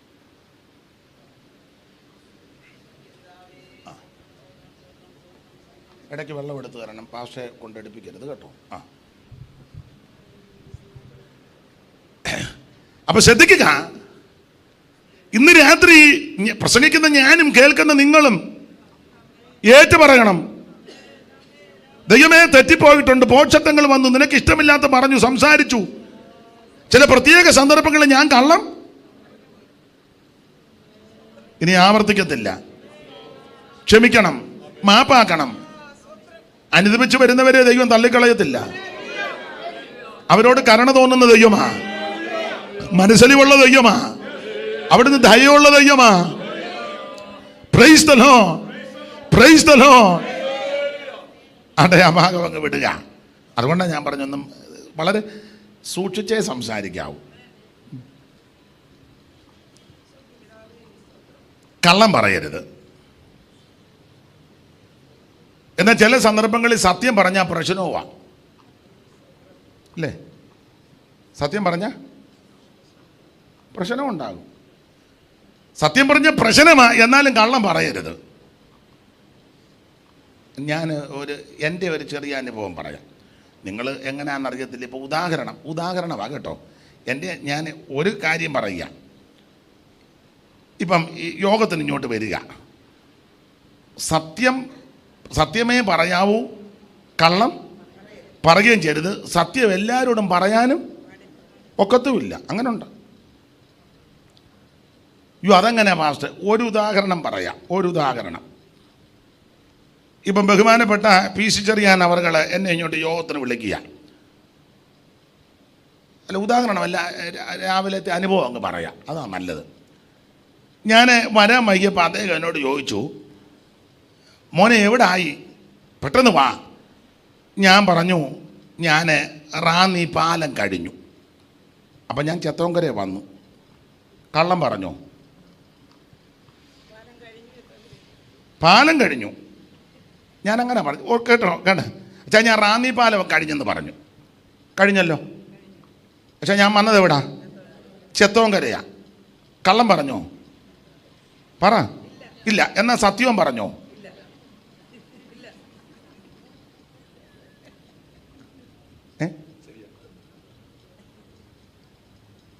ചെത്തോങ്കരയാന്ന് ഞാൻ സത്യം പറഞ്ഞാൽ, അഥവാ ഇങ്ങോട്ട് ചെത്തോങ്കര പമ്പിൻ്റെ അവിടെ വരുമ്പോൾ ഒരു ബ്ലോക്ക് ആകും. ഉദാഹരണമാണ്, ഒരു ബ്ലോക്ക് വന്നു, 5 മിനിറ്റ് പെട്ടു. അപ്പോൾ അച്ചായൻ പിന്നെയും വിളിക്കും, മോനെ ചെത്തോങ്കര ഇവിടെ വരാൻ 2 മിനിറ്റ് വേണ്ട, പിന്നെ നീ എവിടെ വല്ലയിടത്തും കയറിയോ? മറുപടി പറയണ്ടേ? പറ. ഞാൻ കള്ളം പറഞ്ഞോ? ഈ യോഗത്തിന് വന്നുകൊണ്ട് അത്രയും ഒരു കാര്യം മനസ്സിലായില്ലേ? അതിനാ യോഗത്തിന് വരണമെന്ന് നീ പറയാൻ. കള്ളം പറയരുത്, കള്ളം പറയരുത്. ചില സന്ദർഭങ്ങളിൽ നമ്മൾ സത്യം പറഞ്ഞ പ്രശ്നമാണെങ്കിൽ ഒന്നെങ്കിൽ അങ്ങ് മിണ്ടാതിരുന്നേക്കണം. ഞാൻ പിന്നെ പറയാം, എന്നാലും കള്ളം പറയരുത്. റാഹേല് കള്ളം പറഞ്ഞു, പറഞ്ഞ വിഷയത്തിലൊടുവിൽ പിടികൂടി. നമ്മുടെ വിഷയം അതല്ലാത്തതുകൊണ്ട് ഞാൻ ആ ഭാഗത്തേക്ക് പോകുന്നില്ല. പക്ഷേ റാഹേലിനോട് ദൈവത്തിൻ്റെ ഒരു നീതി ഉണ്ടായിരുന്നു. വേദപഠിതാക്കളും ഇതിനെപ്പറ്റി നന്നായിട്ട് അപഗ്രഥിച്ച് പഠിച്ചവർ പറയുന്നത് റാഹേലിനെ അടക്കിയ സ്ഥലത്താണ് യേശുവിനെ പ്രസവിച്ചെന്നാണ്. കാരണം കൂടെ പറയാം. അനുദപിച്ച് നിലവിളിച്ച് മനസ്താപപ്പെട്ട് ഏറ്റു പറഞ്ഞ് ഉപേക്ഷിക്കുന്ന ആരെയും ദൈവം തള്ളിക്കളയത്തില്ല. ലോകരക്ഷകൻ്റെ തിരുപ്പറവി ആ സ്ഥലം, അത് വാക്യങ്ങളുണ്ട്. ഇപ്പോൾ ആ ഭാഗത്തേക്ക് പോകുന്നത് നമ്മുടെ വിഷയമല്ല. ദൈവത്തിന് മഹത്വം. കള്ളം പറയരുത്. അപ്പോൾ ഈ റാഹേല് ഇങ്ങനെയൊക്കെ കള്ളം പറഞ്ഞത് കൊണ്ട് അബദ്ധമായി. അപ്പം ഈ യാക്കോബിനെ ഇവർ നാറ്റിച്ചു, ദേശത്ത് നാറ്റിച്ചു. ഈ അവരുടെ വാളുകൾ സാഹസത്തിൻ്റെ ആയുധങ്ങൾ, എന്നുള്ളമേ അവരുടെ മന്ത്രണത്തിൽ കൂടരുത് അവരുടെ യോഗത്തിന്. അപ്പം ഇവർ രണ്ടൊരു ഗ്രൂപ്പാണ്, ശിമയോനും ലേവിയും. ഇവർ രണ്ടും വലിയ പുള്ളിക്കാരാ. അതുകൊണ്ടാ തമ്പുരാൻ ദൂത് പറഞ്ഞത്, ഞാൻ അവരെ രണ്ടുപേരെയും കൂടെ പകുക്കും. ആ വാക്യം ഒന്നുകൂടെ വായിച്ചോ അമ്മ. ഞാൻ അവരെ യാക്കോബിൽ പകുക്കും. പകല് വിശദീകരിച്ചത് കൊണ്ട് ആ പോയിന്റ് നിൽക്കല് എന്ന് പറഞ്ഞാൽ ഇവന്റെ രണ്ടിന്റെ ഗ്രൂപ്പ് ഞാൻ പൊളിക്കും. ഇവർ രണ്ടും കൂടെ അല്ലേ ഈ കൊന്ത്രാക്കൊള്ളിയല്ല ഒപ്പിക്കുന്നേ. ശേഖേമരെ വെട്ടാൻ പോയതും വടിവാളെടുത്തതും അപ്പനോട് ചോദിക്കാതെ പോയതും മറ്റ് സഹോദരന്മാരോട് കൂട്ടായ്മയില്ലാതിരുന്നതും. ഇവർ രണ്ടും വലിയ സൂത്രക്കാരല്ലേ, മിടുക്കന്മാരല്ലേ. അപ്പൊ തമ്പുരാൻ പറഞ്ഞു, ഇവരെ രണ്ടുപേരെ ഞാൻ പകുക്കും. അതാ ഞാൻ പകല് പറഞ്ഞ പോയിന്റ് പറയാ. നമ്മൾ പകുക്കാൻ നിൽക്കണ്ട, നമ്മൾ ഉടക്കാൻ നിൽക്കണ്ട, നമ്മൾ അടിയന്തര കമ്മിറ്റി ഒന്നും കൂടണ്ട, നടപടിയൊന്നും നമ്മളായിട്ട് എടുക്കണ്ട. മേപ്പോട്ട് കൊടുത്താൽ മതി. മുകളിൽ ഇരിക്കുന്നവൻ അത് പകുത്തങ്ങ് തരും. ഞാൻ എൻ്റെ ചെറിയ അനുഭവത്തിൽ നിന്ന് പറയാം. എൻ്റെ ജീവിതത്തിൽ എന്ത് പ്രശ്നം വന്നാലും ഞാൻ മറുപടി പറയത്തില്ല, എതിർക്കത്തുമില്ല, ഉടക്കത്തുമില്ല. അവരെ കാണുമ്പോൾ ഞാനങ്ങ് സന്തോഷിക്കും. പിന്നെ ആരും അറിയാതെ ഞാൻ മേപ്പോട്ട് കൊടുക്കും, ആരോടും പറയത്തുമില്ല. ദോഷം ചെയ്യുന്നവനെ ഞാൻ കാണുമ്പോൾ കൈ കൊടുക്കുക, അത് നല്ല രീതിയിലാണ് കൊടുക്കുന്നത്. എൻ്റെ കൂടെയുള്ള ചില പറഞ്ഞ് എങ്ങനെ പറ്റുന്നെന്ന്. ഞാൻ പറഞ്ഞത് പറ്റുന്നില്ല. പിന്നെ ഈ പുസ്തകമായിട്ട് നടന്നിട്ട് വലിയ തരാപ്പാര അങ്ങോട്ടും ഇങ്ങോട്ടും ഇതായിട്ട് അല്ല. ഇങ്ങനെയുള്ള വിഷയം പ്രസംഗിക്കുമ്പോൾ എനിക്ക് നല്ല പ്രാഗൽഭ്യവുമാ, എനിക്ക് ചൂളിച്ച വരുന്നില്ല.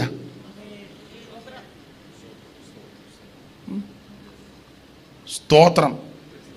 ദോഷം ചെയ്യത്തുമില്ല, പറയത്തുമില്ല. നല്ല പ്രാഗൽഭ്യത്തോടാണ് പ്രസംഗിക്കുന്നത്, പറയത്തില്ല. അവരെ കാണുമ്പോൾ ഞാൻ കയ്യും കൊടുക്കും. സ്തോത്രം. ഞാൻ ആ ഭാഗത്തേക്കൊന്നും പോകുന്നില്ല, വെറുതെ എന്തിനാ. നിന്നെ അറിയുന്നൊരു ദൈവമുണ്ട്.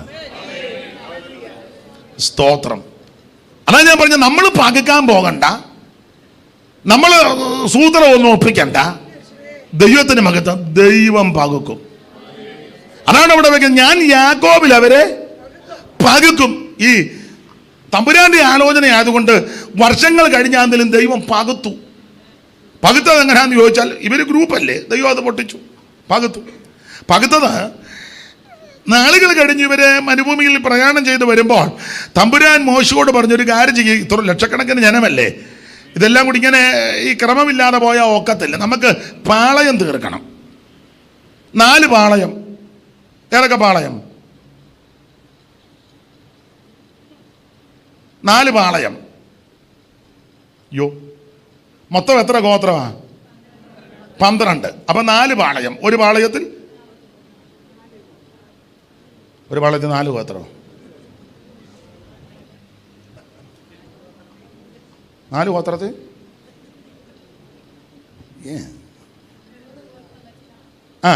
4 പാളയം. യഹൂദ പാളയം, രൂബേന്യ പാളയം, എബ്രഹീമിയ പാളയം, ദാൻ പാളയം. 4 പാളയം. ഒരു പാളയത്തിൽ 3 ഗോത്രം വെച്ച് ഇവനെ ക്രമീകരിക്കാൻ പോകുകയാ. ലക്ഷക്കണക്കിന് ജനമാ. സാധാരണ എത്രയാ കണക്ക് പറയുന്നേ? കാലാള് തന്നെ 600,000 കൂട്ടത്തെ ചിറകിൽ വാഗിച്ചവൻ കൂടെയുണ്ട്. 600,000 കൂട്ടത്തെ ചിറകിൽ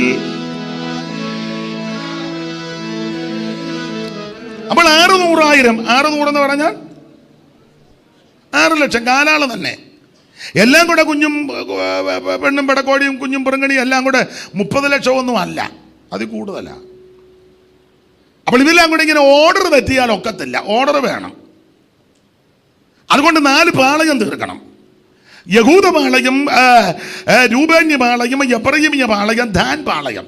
ഒരു പാളയത്തിൽ 3 ഗോത്രം വെച്ച്. അപ്പോൾ തമ്പുരാൻ പകുക്കുക, ദൈവം പകുക്കുക.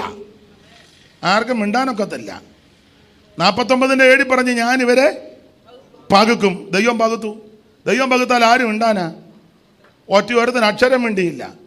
തമ്പുരാൻ പകുത്തപ്പോൾ ഈ ശിമയോനും ലേവിയുമാണല്ലോ ഗ്രൂപ്പ് അല്ലേ? അതെ, തമ്പുരാൻ പകുത്തു. ആദ്യം യഹൂദ പാളയം അങ്ങോട്ട് കയറി വരാൻ പറഞ്ഞു. യഹൂദ പാളയത്തിൽ അങ്ങോട്ട് പാളയത്തിന്റെ ക്രമീകരണം വായിച്ച 2:1 വായിരു. സംഖ്യാപുസ്തകം 2:1. യഹൂദ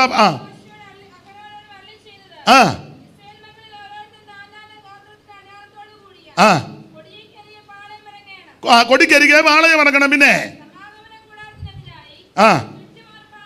പിന്നെ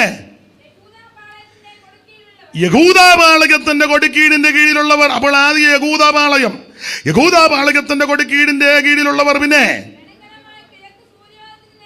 സൂര്യോദയത്തിന് നേരെ കിഴക്ക് വന്ന പാളയം ഇറങ്ങണം. പിന്നെ അടുത്തത് അടുത്തത്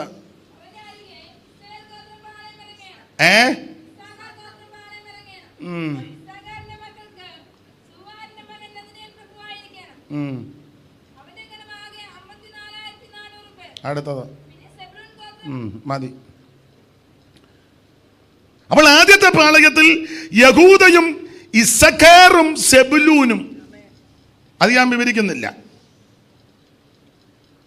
രണ്ടാമത്തെ പാളയമാണ് രൂബേന്റെ പാളയം.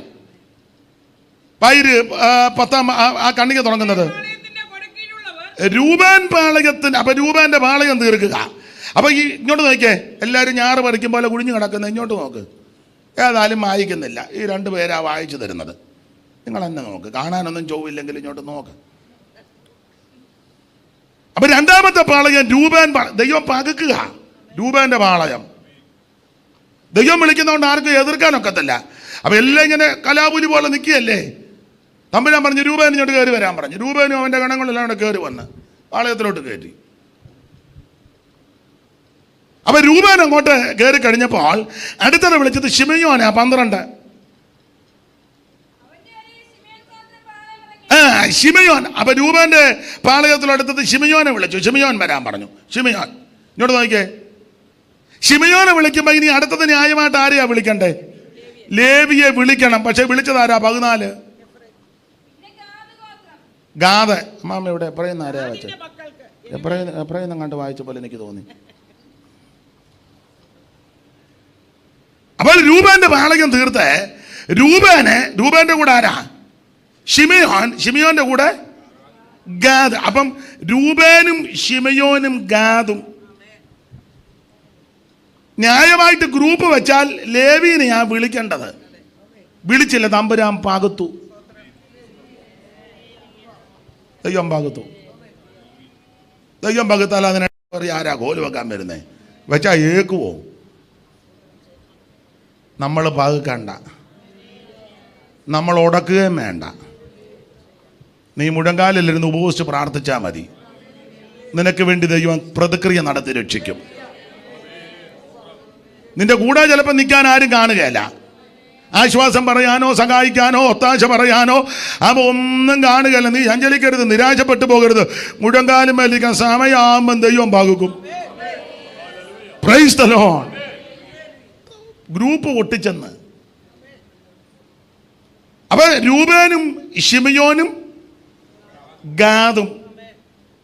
ഗാദോ കവർച്ചപ്പടയവനെ ഞെരുക്കുമെന്ന്. ആ ഭാഗത്തേക്കൊന്നും ഇപ്പൊ തൊടുന്നില്ല. ദൈവം അത് പകത്തു. ലേവി ഈ ശിമയോനെ വിളിച്ചപ്പോൾ ലേവി ഇങ്ങനെ എൻ്റെ ഭാഷ പറഞ്ഞ ടൈയും കോട്ടും എല്ലാം കെട്ടി ഷൂ ഒക്കെ ഇട്ട് നിൽക്കുക. ഇപ്പം എന്നെ വിളിച്ചില്ല. ഗാദിനോട് പറഞ്ഞു കയറിക്കോളാൻ പറഞ്ഞു. ഓ ലേവി നോക്കി നിൽക്കുക. ലേവിയോടും ദൈവത്തിന് കാരണമുണ്ട്. അതുകൊണ്ട് തമ്പുരാൻ പറഞ്ഞു, ആ 3:5 വായിച്ചേ. 3:5. യഹോവ പിന്നെ ഈ മോശയോട് അരുളി ചെയ്തത്, ലേവി ഗോത്രത്തെ നീ അടുക്കൽ വരുത്തി ആ ആ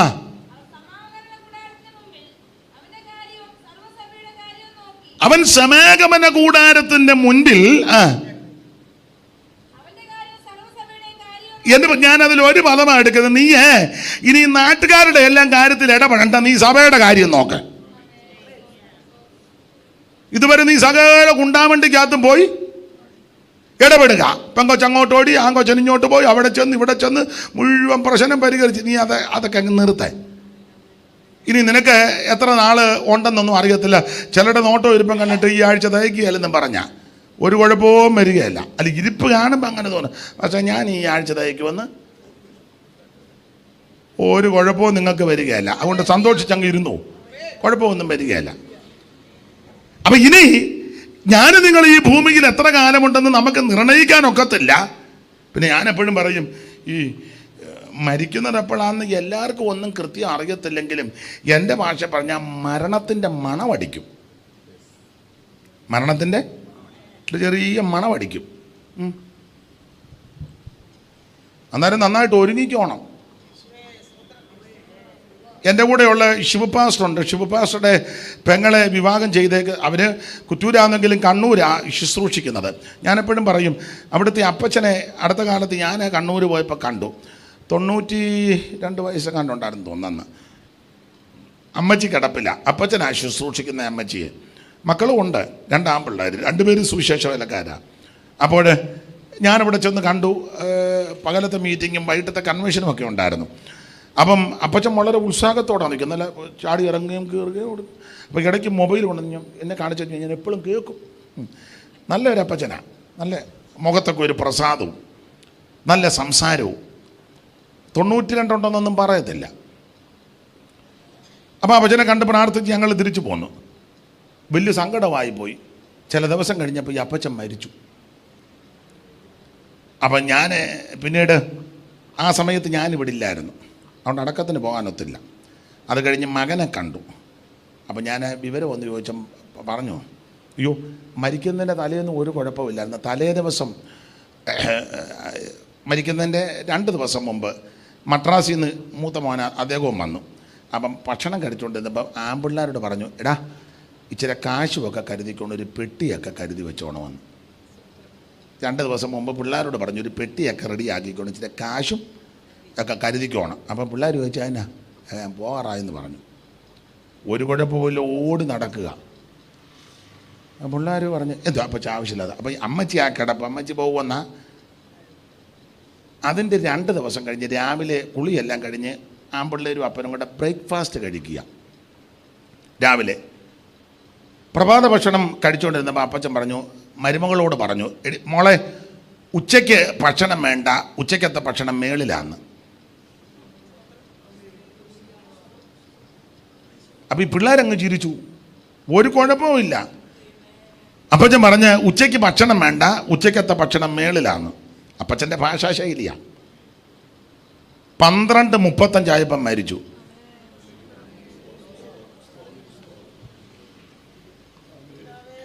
നിങ്ങൾക്കത് കേട്ടിട്ട് പോലും മുഖത്തിനൊരു ഭാവ വ്യത്യാസമില്ലല്ലോ.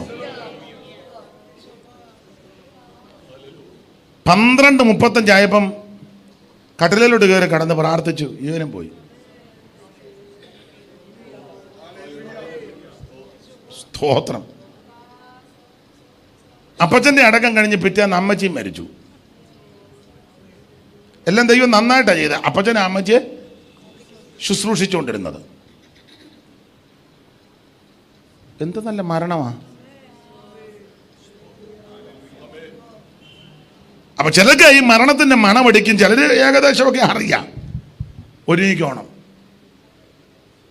ഈ ആധാരം ഒന്നും ക്ലിയർ അല്ലെങ്കിൽ അതൊക്കെ ഈ ആഴ്ച പോയി എല്ലാവരും പിന്നെ അതൊക്കെ ചെയ്ത് വെക്കണം. കൊച്ചുങ്ങൾ കടന്ന് വില്ലേജ് ഓഫീസിൽ പോയി പഞ്ചായത്തിൽ പോയി കയറി ഇറങ്ങി കുരുക്കൊപ്പിച്ച് ഒടുവിൽ നിന്നെ പ്രാകും.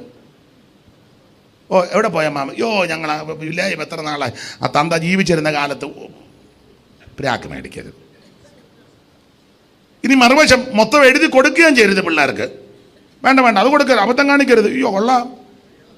കാലശേഷം എൻ്റെ ചിന്നമ്മയുടെ അങ്ങനെ വെക്കാവുള്ളൂ, അങ്ങനെ വെക്കാവൂ.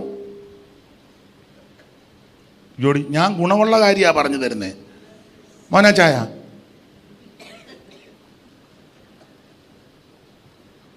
റോസമ്മാമയോടും കൂടാ. കാലശേഷം പിള്ളേരോട് വൈരാഗ്യം ഉണ്ടായിട്ടല്ല, സാഹചര്യം അങ്ങനെ. മക്കൾക്കെല്ലാം വീതം വെച്ച് കൊടുത്തിട്ട് മക്കളും ആരും ഇപ്പം അന്വേഷിക്കുന്നില്ല, അനാഥശാലയിൽ കിടക്കുന്നു. ഞാൻ ഈയിടെ ഒരാൾ പറഞ്ഞു, പേരൊന്നും പറഞ്ഞില്ല, ഞാൻ പറഞ്ഞ വീടും 10 സെൻറ്റും കൂടെ പേരിലെഴുതണം, എന്നിട്ട് വെണ്ടർക്കറിയാം, അവർക്ക് ആധാര ഭാഷയുണ്ട്, അവരെ കൊണ്ട് എഴുതിപ്പിക്കണം. എന്നെ നന്നായിട്ട് നോക്കുന്നവർക്കായിരിക്കും, അല്ല നോക്കുന്നവർ ഞാൻ നോക്കി വെച്ചങ്ങ് പോകും. ആധാരം ഇടുന്നവർക്ക് ഭാഷ അറിയാം കേട്ടോ, നമുക്ക് അത്ര അറിയത്തില്ല. അവരത് നല്ല കോള് കൊള്ളിച്ച്, പിന്നെ നല്ല നല്ല മിടുക്കം വെണ്ടർമാരുണ്ട്. പണ്ടൊരാൾ ആധാരം എഴുതുക, വേറൊരാൾക്ക് ആധാരം എഴുതി കൊടുക്കുക. അപ്പോൾ ചോദിച്ചാൽ കറിയാച്ച എഴുതിക്കോട്ടെ. അയ്യോ എഴുത്, അതിനല്ലയോ വന്ന് എഴുതാൻ പോവുക. എഴുതുവേ, അയ്യോ എഴുത്, എത്ര നാൾ കൊണ്ട് പറയുന്നത്, ഞാനിപ്പോൾ എഴുതുക. അപ്പം പിന്നെ എന്നെ താമസിക്കുക. അപ്പം പുള്ളി പറഞ്ഞ്, കറിയാച്ച ഞാൻ ആധാരം എഴുതി തീർത്ത് കഴിയുമ്പം കറിയാച്ചൻ്റെ ഭാര്യ ചെറിയാച്ചനായിട്ട് വരും. മനസ്സിലായില്ല? ആധാരം എഴുതുമ്പോഴേ കറിയാച്ചൻ്റെ ഭാര്യ അപ്പുറത്തെ ചെറിയാച്ചൻ്റെ ഭാര്യയായിട്ടായിരിക്കും മിക്കവാറും. മനസ്സിലായില്ല? പിന്നെ മനസ്സിലാകും. അങ്ങനത്തെ എഴുത്തെഴുതുന്ന ആൾക്കാരുണ്ടെന്ന്. അപ്പൊ ഒന്നിനെയും വിശ്വസിക്കാനൊക്കെയില്ല. മൂക്ക് ശ്വാസമുള്ളത്രണ്ണത്തിന് അത് ഞാൻ പ്രായമുള്ളവരോടൊക്കെ പറയും, ഇപ്പം ആരാ പോകുന്നതെന്നൊന്നും അറിയത്തില്ലെങ്കിലും പറയും, എല്ലാം ക്ലിയർ ആയിരിക്കണം.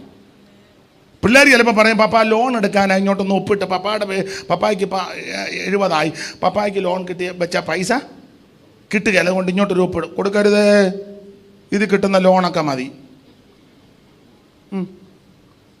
യോ പിള്ളേരല്ലയോ പെറുങ്ങണിയല്ലയോ എന്ന് ഓർത്ത് നീ ഒപ്പിടുകയും ചെയ്യും, തള്ളവരിൽ കൊണ്ട് അമുക്കുകയും ചെയ്യും. ഒടുവിൽ മരുമകൾ നിന്നെ നല്ല അമക്കും. പേരൊന്നും പറയുന്നില്ല, മോശമല്ലേ? പ്രഗത്ഭനായ ഒരു ദൈവദാസൻ, എനിക്കറിയാം, അമേരിക്കയിലുമൊക്കെ പോയതാ. ദൈവമക്കൾ കൊടുത്ത നന്മയെല്ലാം കൊണ്ടുവന്ന് മോനും മരുമകളോട് പറഞ്ഞ് ഇങ്ങോട്ട് തന്നേക്കാം. മൊത്തം കൊടുത്തു. കിട്ടിയ പൈസ എല്ലാം കൊടുത്ത് വീടും വെപ്പിച്ചു. മരുമകളുടെ പേരിലെല്ലാം എഴുതി കൊടുത്തു. അവൾ നല്ല സൂത്രക്കാരിയായിരുന്നു. അമ്മായിയപ്പന് നല്ല ബൂസ്റ്റ് ഇട്ട കാപ്പി 5 എണ്ണം കൊടുത്തപ്പം ആരോ റൂട്ടിൻ്റെ ബിസ്ക്കറ്റും 3-4 പൂവമ്പഴവും. അപ്പം അമ്മായിയപ്പൻ ഓർത്ത് എന്നും ഇത് കിട്ടുമെന്ന് എഴുതി അങ്ങ് കൊടുത്തു. എഴുതി കൊടുത്തപ്പോൾ തനിനിറം വെളിപ്പെട്ടു. ഞാൻ ചെന്നപ്പം, പേര് സ്ഥലം ഒന്നും പറയുന്നില്ല, ചെന്ന് ഞാൻ ഒന്ന് കാണാൻ ചെന്നു. അന്തരീക്ഷം കണ്ടപ്പോൾ എനിക്ക് മനസ്സിലായി പരുവക്കേടാന്ന്. അപ്പം എന്നാ, മോനും ഭാര്യയും 2 പിള്ളേരും, ഈ ദൈവദാസനും ഭാര്യയും, ഒരു വീട്ടിൽ 2 കഞ്ഞി.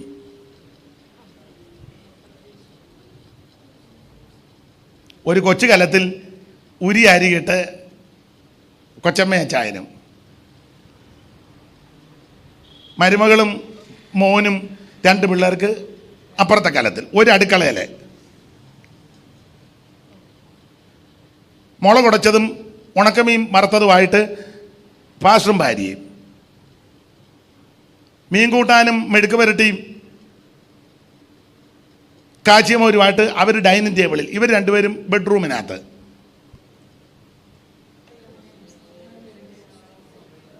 എന്നെ സ്തംഭിച്ചിരിക്കുന്നേ. വൈരാഗ്യബുദ്ധി പറഞ്ഞു തന്നതല്ല, എല്ലാവരും അങ്ങനെ ആണെന്നുമല്ല. മാതാപിതാക്കളെ നല്ലതുപോലെ നോക്കുന്ന കുഞ്ഞുങ്ങളുണ്ട്. ഞങ്ങളുടെ ഒരു അച്ഛനുണ്ടായിരുന്നു, വലിയ ബുദ്ധിമാനാ പുള്ളി, വലിയ കാഞ്ഞ ബുദ്ധിമാനാ. 5 ആൺപിള്ളേരാ. പിള്ളേരെല്ലാം 1-2 എണ്ണം അമേരിക്കയിലുണ്ട്. പിന്നെ നല്ല നിലയില്ല, പോട്ടെ, ചിലപ്പോൾ ഓൺലൈനിൽ കാണും. പുള്ളി ബുദ്ധിമാനാ. കൊച്ചമ്മയ്ക്ക് വച്ചാൻ ഇച്ചിരി പ്രായമായപ്പോൾ ഒരു ചിന്ത, പിള്ളേരെ അന്വേഷിക്കുമെന്ന്. ഇച്ചിരി വസ്തുവും വീടും ഒക്കെ ഉള്ളതാ. പുള്ളി ബുദ്ധിമാനായതുകൊണ്ട് പുള്ളി ലെറ്റർ എഴുതി മക്കൾക്ക്. ഞാൻ പേര് മാറ്റിയാ പറഞ്ഞത്, പേരതൊന്നും അല്ല. എൻ്റെ മൂത്ത മോൻ ജോയിക്കുട്ടി അറിയുന്നതിന് നിൻ്റെ അപ്പച്ചൻ പേര് ഞാൻ മാറ്റുക, ചാക്കോച്ചൻ എഴുതുന്നത്. അതല്ല, പേര് ഞാൻ മാറ്റിയതാണ്, ചാക്കോച്ചൻ എഴുതുന്നത്. നീയും കുടുംബവും സുഖമായിട്ടിരിക്കുന്നു വിശ്വസിക്കുന്നു. ഞാനും നിൻ്റെ അമ്മയും അത്ര സുഖത്തിലല്ല, എന്നാൽ അല്പം സുഖത്തിലാണ് പോകുന്നത്. പിന്നെ ഒരു കാര്യം അറിയിക്കാനാ, ഈ കത്ത് നീ മറ്റ് 4 പേരെ കാണിക്കരുത്. കാരണം എൻ്റെയും നിൻ്റെ അമ്മയുടെയും കാലശേഷം ഈ വസ്തുവും വീടും മുഴുവൻ നിനക്കാണ് ഞാൻ എഴുതി വച്ചിരിക്കുന്നത്. അത് ഞാൻ മരിച്ചു കഴിഞ്ഞേ നീ ഇത് അറിയിക്കാവൂ. അതുകൊണ്ട് എന്നോടും നിൻ്റെ അമ്മയോടും മാന്യമായിട്ട് പെരുമാറിക്കോണം. ഈ കത്ത് വേറെ ആര് മറ്റവരെ 4 പേരെ കാണിക്കരുത്. 5 പേർക്കും ഇങ്ങനെ എഴുതിയത്, അതല്ലേ ബുദ്ധി. 5 പേർക്കും 5 പേരും കത്ത് കണ്ടുവച്ച് പെമ്പളയും മാപ്പിളയും കൂടെ പറഞ്ഞ് ആരെയും കാണിക്കേണ്ട, ട്രങ്കിനടി വെച്ചേക്കാൻ. 5 പേരും മാസാമാസം അന്നത്തെ കാലത്ത് 5000 രൂപ വെച്ച്, അന്ന് 25-30 കൊല്ലം മുമ്പാ, മാസാമാസം 5 10-35 കൊല്ലം മുമ്പ് 25,000 രൂപ എന്നാ മോശമാണോ?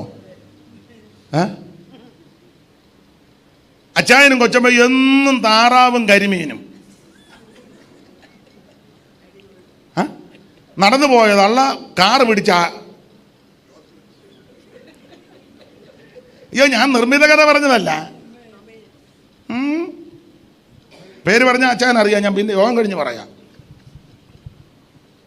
5 പേരും അയച്ചു കൊടുക്കുക. കാരണം അവരുടെ കാലശേഷം മൊത്തം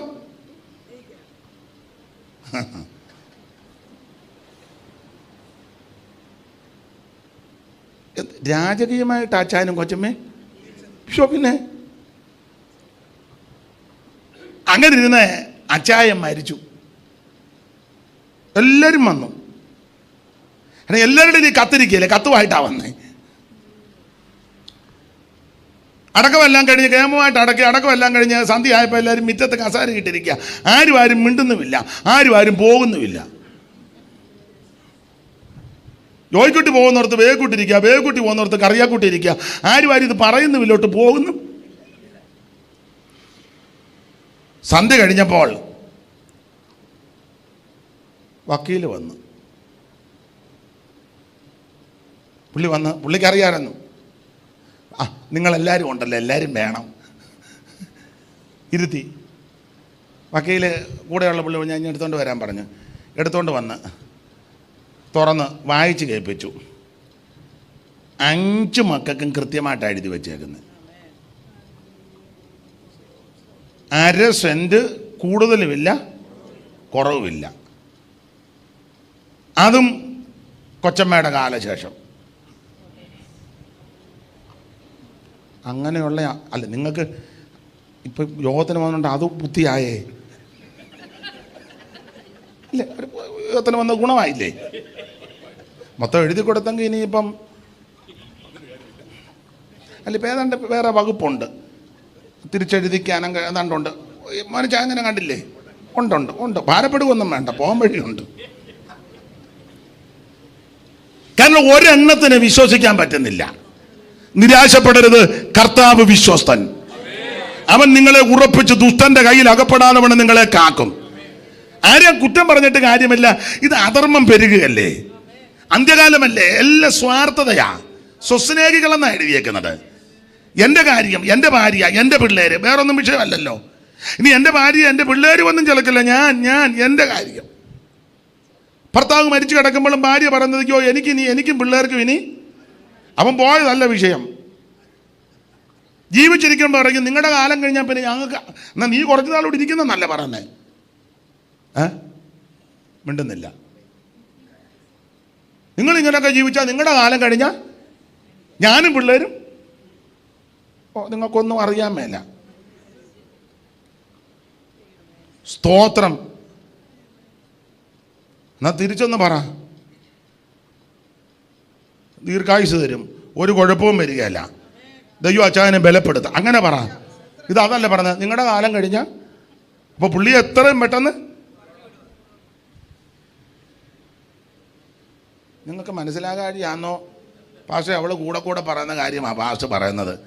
അല്ല, ഇരിപ്പ് കാണുമ്പോൾ എനിക്ക് തോന്നുക ആർക്കും ഒരു ദോഷവും വരികയില്ല. പക്ഷെ ഇവിടെ സ്വസ്നേഹികളും വമ്പ് പറയുന്നവരെല്ലാം സ്വാർത്ഥതക്കാരാ. അതുകൊണ്ട് ഞാൻ കയറി ഇത്രയും പറഞ്ഞതുള്ളൂ. വിട്ടേക്കാം, നമുക്ക് ആ വിഷയം വിട്ടേക്കാം. ദൈവത്തിന് മഹത്വം ഉണ്ടാക്കട്ടെ. ദൈവം പകുത്തു. നമ്മൾ പകുക്കാൻ പോകണ്ട, നമ്മൾ ഒരു നടപടി എടുക്കാൻ പോകണ്ട. ദൈവകരങ്ങളിലോട്ട് കൊടുത്താൽ മതി, ദൈവം അത് ചെയ്യും. അപ്പൊ ആ വിഷയത്തിലേക്ക് വരാം. ഉൽപ്പത്തി പുസ്തകം 49-ാം അധ്യായത്തിന്റെ 5-ാമത്തെ വാക്യത്തിൽ ലേവിയെ ശപിച്ചു.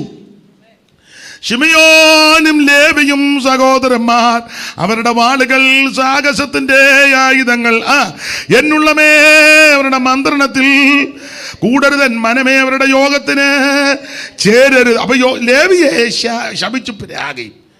എൻ്റെ ഭാഷയപ്പം ഞാൻ ലേവി യോഗം വെച്ചാൽ പോകരുത്, നമ്മുടെ യോഗത്തിന് ഇവനെ വിളിക്കുകയും ചെയ്യരുത്, യവൻ്റെ യോഗത്തിന് നമ്മൾ. അങ്ങനെ ചില സഭക്കാരും ഒക്കെ ഉണ്ട്. അപ്പുറം ഒരു കൺവെൻഷൻ വെക്കുമ്പോൾ ഉടനെ ഇവിടെ യോഗം വെക്കുക. അതിൻ്റെ കാര്യം എന്നാ? അങ്ങോട്ട് പോകാതിരിക്കാനാ. ഈ ഗുണമുള്ള കേസല്ല. എടാ, ദേശത്ത് ആരും ആയിക്കോട്ടെ ഒരു യോഗം വെക്കുമ്പോൾ എല്ലാവരും കൂടെ ചേർന്ന് ദൈവത്തെ മഹത്വപ്പെടുത്തണം. അതാ ഒരു ദൈവവൈതലിന് ഭൂഷണം. അങ്ങനെ ചെയ്യാവൂ. സ്തോത്രം. ഈ ദേശത്താരും ആകട്ടെ, ചർച്ചക്കോടാകട്ടെ, IPC ആകട്ടെ, അസംബ്ലീസ് ഒക്കെ ആകട്ടെ, ഷാരോൻ ആകട്ടെ, സ്വതന്ത്ര പെന്തിക്കോസ് ആകട്ടെ, ദേശത്തെ യേശുവിൻ്റെ നാമമല്ലേ ഉയർത്തുന്നേ. ദേശത്തൊരു യോഗം വെക്കുമ്പോൾ നമ്മുടെ ആ ഏരിയയിലൊരു യോഗം ഉണ്ടെങ്കിൽ അന്നേരം യോഗം വെക്കരുത്, എല്ലാവരും കൂടെ ചെന്ന് സഹകരിക്കണം. സ്തോത്രം. ഇതൊക്കെയാ ദൈവമക്കൾക്ക് യോഗ്യത. സ്തോത്രം. ആട്ടെ, ഞാൻ വിവരിക്കുന്നില്ല. അപ്പോൾ ഇവരുടെ യോഗത്തിന് പോവുകയും ചെയ്യരുത്, നമ്മുടെ യോഗത്തിന്. അന്ന് മുതൽ ഈ ലേവി യോഗം വെച്ചാൽ ഇവരാരും പോകുകയല്ല. ഇവരുടെ യോഗത്തിന് ലേവിയെ വിളിക്കത്തില്ല. പക്ഷെ ലേവി എതിർത്തില്ല, ഉടക്കിയില്ല, പ്രശ്നം ഉണ്ടാക്കാൻ പോകില്ല. എൻ്റെ ഭാഷ പറഞ്ഞ ലേവി അന്ന് മുതൽ ദൈവസന്നിധിയിൽ ജാഗരിക്കാൻ തുടങ്ങി. കർത്താവ് പോഷത്വങ്ങളൊക്കെ ഉണ്ട്, കുറവുകളൊക്കെ ഉണ്ട്. വാളെടുത്ത് വെട്ടാൻ പോയി. അപ്പനോട് അനുവാദം ചോദിക്കാതെ ക്ഷിപ്രകോപത്താലെ ആത്മസംയമൻ്റെ മേലാതെ ചില കാര്യങ്ങളൊക്കെ ചെയ്തു. ഇല്ലെന്നൊന്നും പറയുന്നില്ല. ലേവി പറയുക, അത് മൗനമായിട്ട് അതാ വെളിപ്പെടുത്തുന്നത്. തെറ്റുപറ്റി, പോഷത്വം വന്നു. ശിമിയോനെ കൂട്ടുപിടിച്ച് ഞാൻ വേദനപ്പെട്ടിരുന്നവരെയാ വെട്ടിക്കൊന്നത്. തെറ്റി. അതുകൊണ്ടാണല്ലോ അപ്പൻ മരിക്കുന്നതിന് മുന്നേ എന്നെ പ്രിയാഗി. ഞാനതിനെ എതിർക്കുന്നില്ല, ഞാനതിന് യോഗ്യന. പക്ഷേ എന്നോട് ക്ഷമിക്കണം, എന്നോട് പൊറുക്കണം, എൻ്റെ കുറവുകൾ ക്ഷമിക്കണം, എൻ്റെ പാപം ക്ഷമിക്കണം. അവിടുന്ന് എനിക്ക് ഒരവസരം തരണം. ഇതിനകത്ത് കയറിപ്പറ്റാൻ, ഇതിനകത്തൊന്ന് കയറിപ്പറ്റാൻ എനിക്കൊരവസരം തരണം. ലേവി അന്ന് മുതൽ ദൈവസന്നിധി മുട്ടിപ്പായിട്ട് കരകയാ. കർത്താവെ, തള്ളിക്കളയരുത്, ഉപേക്ഷിക്കരുത്, എന്നെ ത്യജിക്കരുത്, എന്നെ വിട്ടുകളയരുത്, എന്നെ ആട്ടിക്കളയരുത്. എനിക്ക് ഒരു അവസരം നീ തരണമെന്ന് മുട്ടിപ്പായി പ്രാർത്ഥിച്ചു. ഏറെ നാളുകൾ പ്രാർത്ഥിച്ചു കഴിഞ്ഞപ്പോൾ ദൈവം തമ്പുരാൻ ഈ പ്രാർത്ഥന കേട്ടു. മോശ കൂടാരത്തിന്റെ വാതിൽക്കൽ നിന്ന് ചോദിക്കുക, യഹോവയുടെ പക്ഷത്തുള്ളവൻ എൻ്റെ അടുക്കൽ വരട്ടെ. അപ്പോൾ മറ്റ് 10-11 ഗോത്രങ്ങൾ സ്തോത്രം ഉഴപ്പി നിന്നപ്പോൾ ലേവി, എൻ്റെ ഭാഷയാ, ലേവി കണ്ണു കാണിച്ചു. എടാ, നാളുകളായി പ്രാർത്ഥിച്ച വിഷയത്തിന് മറുപടിയാ. ദൈവം അവസരം തരിക, സമയം തക്കത്തിൽ ഉപയോഗിക്ക്. ചേടി അകത്ത് കയറാൻ പറഞ്ഞു. ലേവി ക്ഷണത്തിൽ മോശയുടെ അടുക്കൽ വന്നു. അടുക്ക വന്നപ്പോൾ മോശ ദൈവാലോചനയാൽ പറഞ്ഞു, ഇനി അപ്പനെന്നോ അമ്മയൊന്നൊന്നും നോക്കണ്ട, വാളെടുത്ത് വെട്ടാൻ പറഞ്ഞു. എൻ്റെ ഭാഷയെ പറഞ്ഞ ഇവന്മാർ യോഗത്തിന് വിളിക്കാത്തതിൻ്റെ അരിജോ ഉണ്ട്. അതിൻ്റെ ഒരു ചൊരുക്കുമൊക്കെ ഉണ്ട്. അതുകൊണ്ട് ഒരറ്റം മുതൽ അങ്ങ് അറിയാൻ തുടങ്ങി. വാളെടുത്ത് വെട്ടി നല്ല കീച്ച് അറിഞ്ഞ്, എൻ്റെ ഭാഷ പറഞ്ഞ് അറിഞ്ഞങ്ങ് പിടിപ്പിച്ചു. ഒരു നിര അങ്ങ് നിരത്തി. 3000 എണ്ണം യഹോവയുടെ പക്ഷത്ത് നിന്ന് സമയം തക്കത്തിൽ ഉപയോഗിച്ചു. ഇങ്ങനെ സമയം തക്കത്തിൽ ഉപയോഗിച്ച സംഭവം നിങ്ങൾക്കറിയാം. അത് ഏത് വിധത്തിലാന്ന് പഴയ നിയമത്തിൻ്റെ മധ്യസ്ഥനാകുന്ന മോശ പറഞ്ഞിട്ടുണ്ട്. വായിച്ചു, അറിവുള്ള വാക്യമാ. അതിൻ്റെ 33-ാം അധ്യായത്തിൻ്റെ 8-ാം വാക്യമല്ലേ? ആവർത്തനം 32-ന്റെ 8 33-ന്റെ 8 ലേവിയെക്കുറിച്ച് അവൻ പറഞ്ഞത് 8. ലേവിയെക്കുറിച്ച് അവൻ പറഞ്ഞത്, നിന്റെ തുമ്മീമും ഊറീമും നിൻ ഭക്തന്റെ പക്കലിരിക്കുന്നു അടുത്തത്, നിൻ ഭക്തന്റെ പക്കലിരിക്കുന്നു അടുത്തത്. നീ മസകിൽ വെച്ച് പരീക്ഷിക്കുകയും കലകജലത്തിങ്കിൽ പോരുകയും ചെയ്തവന്റെ അടുത്ത വാക്യം, അവൻ അപ്പനെയും അമ്മയെയും കുറിച്ച് ഞാൻ അവനെ കണ്ടില്ല എന്ന് പറഞ്ഞാൽ ഈ യഹോവയുടെ പക്ഷത്തുള്ളവൻ മാറി നിൽക്കാൻ പറഞ്ഞപ്പോൾ സമയം തക്കത്തിൽ ഉപയോഗിച്ച് വാളെടുത്ത് നിന്നിട്ട് ഇവൻ അപ്പനെന്നോ അമ്മയൊന്നും കണ്ടില്ല എന്ന് പറഞ്ഞാൽ ശുശ്രൂഷയ്ക്ക് അങ്ങോട്ട് നിന്നപ്പോൾ അപ്പനാണോ അമ്മയാണോ പെങ്ങളാണോ അളിയനാണോ ഒന്നും നോക്കിയില്ല. അപ്പനെന്നും അമ്മയൊന്നും കണ്ടില്ല. പിന്നെ സഹോദരന്മാരെ ആ വിഷയത്തിൽ ആദരിച്ചല്ലയോ കാളക്കുട്ടി ഉണ്ടാക്കി എൻ്റെ ഉപ്പാപ്പന അല്ലെ എൻ്റെ ചേട്ടന അവനിട്ട് എങ്ങനെ വെട്ടുന്ന കണ്ണടച്ച് പിടിച്ച് വെട്ടി സഹോദരന്മാരെന്നും അവൻ പിന്നെ സ്വന്തം മക്കളെന്നും അവൻ ഓർത്തില്ല. പിന്നെ നിന്റെ വചനം പ്രമാണിച്ചു നിയമം കാത്തു നിർത്തിക്കേ. സമയം തക്കത്തിൽ ഉപയോഗിച്ചു. വാളെടുത്ത് അപ്പനെന്ന് ഓർത്തില്ല, അമ്മയെന്ന് ഓർത്തില്ല, സഹോദരന്മാരെന്ന് ഓർത്തില്ല, സ്വന്തം മക്കളാണെന്ന് ഓർത്തില്ല. വചനം പ്രമാണിച്ച് നിയമം കാത്തു. ഞാൻ എന്നെയും കൂടെ പ്രതിയാക്കി പറയുക, ശുശ്രൂഷയ്ക്കായിട്ട് സ്റ്റേജിൽ കയറിയാൽ അപ്പനാണെന്ന് നോക്കണ്ട, അമ്മയാണെന്ന് നോക്കണ്ട, മക്കളാണെന്ന് നോക്കണ്ട, സഹോദരനാ സഹോദരിയാ ഭാര്യയുടെ അനിയത്തിയാ ചേടത്തിയാ അമ്മാച്ചനാ ഉപ്പാപ്പനാ കുടുംബത്തിലെ ഇതൊന്നും ശുശ്രൂഷയിൽ വിഷയമല്ല. ഇത് കഴിയുമ്പോൾ അവരെ ബഹുമാനിക്കുകയും ആദരിക്കുകയും ഒക്കെ ചെയ്തോണം. പക്ഷേ ശുശ്രൂഷ ദൈവികമാ. ശുശ്രൂഷയിൽ ബന്ധമൊന്നുമില്ല. അളിയനാ ഉപ്പാപ്പനാ കൊച്ചപ്പനാ എൻ്റെ ഏട്ടനാ എൻ്റെ കസിനാ ആ കുന്തം വചനം പ്രമാണിക്കണം, നിയമം കാക്കണം. ലേവി അത് കാത്തു. ലേവി നിയമം കാത്തു, വചനം പ്രമാണിച്ചു. ദീർഘനാളുകളായി പ്രാർത്ഥിക്കുകയായിരുന്നു, ദൈവമേ ഒരു സമയം തരണം, എന്നെ തള്ളിക്കളയരുത്, ഉപേക്ഷിക്കരുത്, എനിക്ക് അവസരം തരണം. ദൈവം പ്രാർത്ഥന കേട്ടു. മോശയെ കൊണ്ട് ചോദിക്കുക, യഹോവയുടെ പക്ഷത്തുള്ളവൻ എൻ്റെ അടുക്ക വരാൻ. ചാടിക്കേറി ഒരറ്റം മുതൽ അങ്ങോട്ട് വെട്ടി. ഈ ശുശ്രൂഷ ദൈവം അങ്ങ് അംഗീകരിച്ചു. ഈ ശുശ്രൂഷ ദൈവം അംഗീകരിച്ചെന്ന്. ദൈവം അംഗീകരിച്ചത് കൊണ്ട് പിന്നെ വിനേകാസിന്റെ കാര്യമൊന്നും എടുക്കുന്നില്ല, ഭാഗത്തേക്ക് ഇപ്പൊ പോകുന്നില്ല. ദൈവം ഒരു പ്രമാണം കൊടുത്തു, ഇനി ലേവി ആയിരിക്കും ശുശ്രൂഷിക്കുന്നത്. ഈ ശുശ്രൂഷ ദൈവം അങ്ങ് അംഗീകരിച്ചു. എന്റെ ഭാഷ പറഞ്ഞ യുവമാരും ലേവിയെ ശുശ്രൂഷയ്ക്ക് വിളിക്കത്തില്ലായിരുന്നു. ആണ് ഇവന് അപ്പം രാഗിയതല്ലേ, കായ്ക്ക് തൊടിക്കുകയല്ലായിരുന്നു. ലേവി ഉടക്കാനൊന്നും പോയില്ല, മുട്ടയിലിരുന്നു. സമയത്ത് വിളിച്ച് യഹോവയുടെ പക്ഷത്ത് വരാൻ. ലേവ്യൻ ചിന്തിച്ച് യുവന്മാരും കായ്ക്ക് തൊടിക്കുന്നില്ല, പിന്നെ ദൈവത്തിന്റെ പക്ഷത്ത് അങ്ങ് നിന്നേക്കാം. യുവന്മാരും കായ്ക്ക് തൊടിക്കുന്നുമില്ല, മിണ്ടുന്നു. എന്നാ പിന്നെ ഇനിയും അറ്റ കായ്യ ദൈവത്തിന്റെ പക്ഷത്ത്, ദൈവത്തിന്റെ പക്ഷത്തോട്ട് കയറി. അപ്പൊ സ്വർഗമേളിൽ നോക്കിയാടെ എന്റെ പക്ഷത്ത് നിൽക്കാൻ ഒരുത്തനുമില്ലേ. നോക്കിയപ്പോ ആണ്ടെ ക്ഷിപ്രകോപിക ആത്മസംയമനം ഇല്ലാത്തവനായിരുന്നു, എടുത്തിയാട്ടമൊക്കെ ഉള്ളവനാ. പക്ഷെ അവനാണ്ടിപ്പോ എന്റെ പക്ഷത്ത് നിൽക്കുന്നു. തമ്പുരാനൊക്കെ കൃപ ചൊരിഞ്ഞു.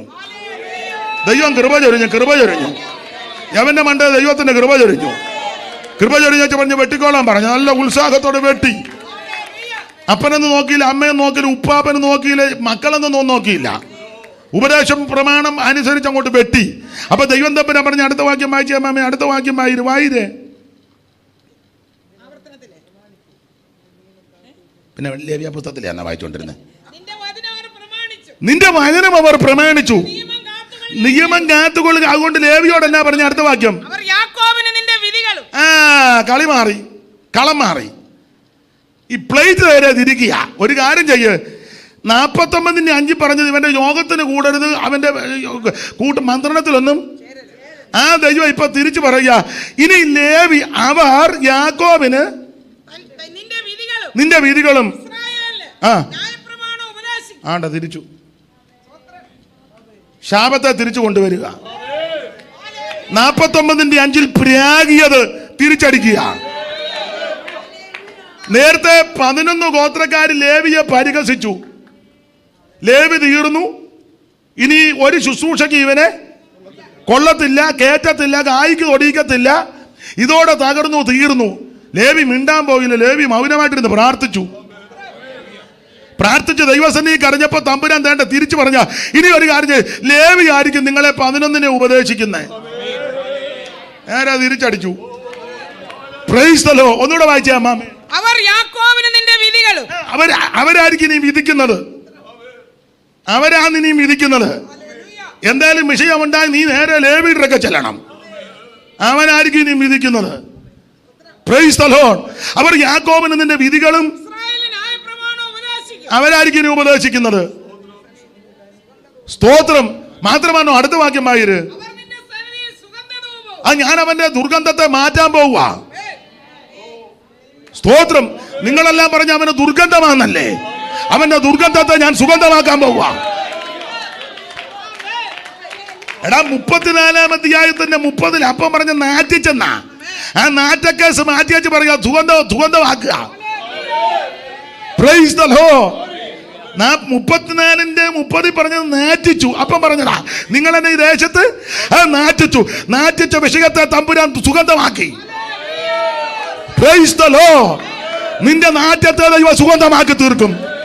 നിന്റെ അപമാനത്തെ ദൈവം മാനമാക്കി തീർക്കും. നിന്റെ ഗടുതികളെ ദൈവം അടിച്ചു മാറ്റും. നിന്റെ പ്രശ്നത്തിന് ദൈവം പരിഹാരം വരുത്തും.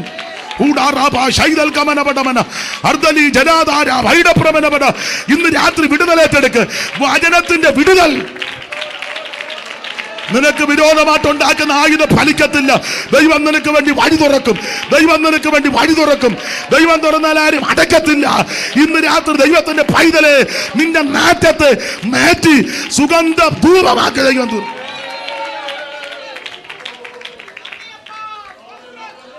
ദൈവത്തിന് മഹത്വം. ദൈവത്തിന് വചനത്തിൽ ബലപ്പെട്. 34-ന്റെ 30-ൽ അപ്പം പറഞ്ഞ് നാറ്റിച്ചെന്ന്. ഇവ നേരെ പറയാ അവരെങ്ങനായിരിക്കും? സുഗന്ധമാക്കി. എങ്കത്തി മുന്തിരി തടങ്ങളിൽ വിലചീടും മൈലാഞ്ചി പൂങ്കുലയ്ക്കു തുല്യൻ എന്റെ വല്ലഭൻ. എങ്കതി മുന്തിരി തടങ്ങളിൽ വിലചീടും മൈലാഞ്ചി പൂങ്കുലയ്ക്കു തുല്യൻ.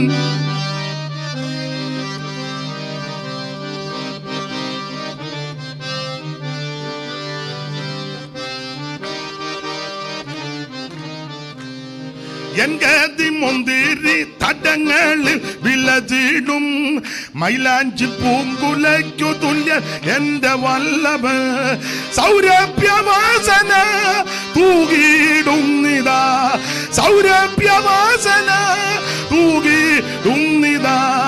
എന്നാശയെന്നു എന്റെ രക്ഷിതാവിലകയാൽ എന്നാശ പോലവൻ വന്നെന്നെ ചേർത്തുകൊള്ളുമേ. എന്നാശയെന്നു എന്റെ രക്ഷിതാവിലകയാൽ എന്നാശ പോലവൻ വന്നെന്നെ ചേർത്തുകൊള്ളുമേ.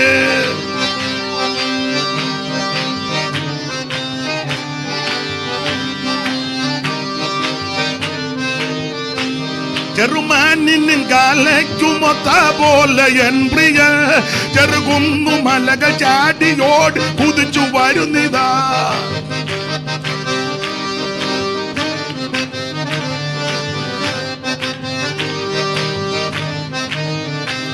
ചെറുമാനിൻ കാലയ്ക്കുമൊത്ത പോലെ എൻ പ്രിയ ചെറുകുന്നു മലക ചാടിയോട് കുതിച്ചു വരുന്നിതാ.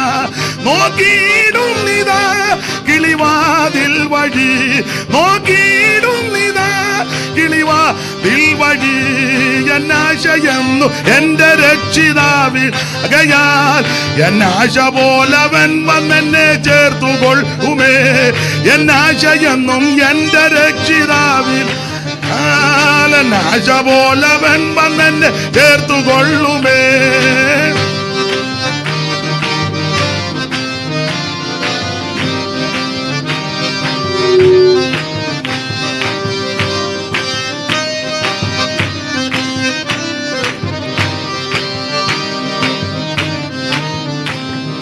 കാട്ടുമരങ്ങൾക്കിടയിൽ നല്ല നാരകം പോലെ കൂട്ടുസഖിമാർ തൻ നടുവിലൻ പ്രിയനിതാ.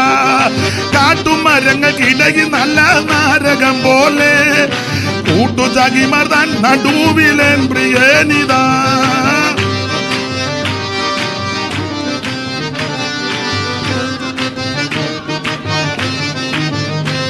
ഓ കാട്ടുമരങ്ങൾക്കിടയിൽ നല്ല നാരകം പോലെ കൂട്ടുസഖിമാർ തൻ നടുവിലൻ പ്രിയനിതാ.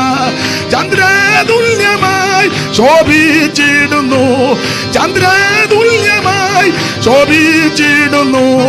എന്നാശയെന്നു എന്റെ രക്ഷിതാവിലാകെ എന്നാശ പോലവൻ വന്നെന്നെ ചേർത്തുകൊള്ളുമേ. എന്നാശയെന്നു എന്റെ രക്ഷിതാവിൻ.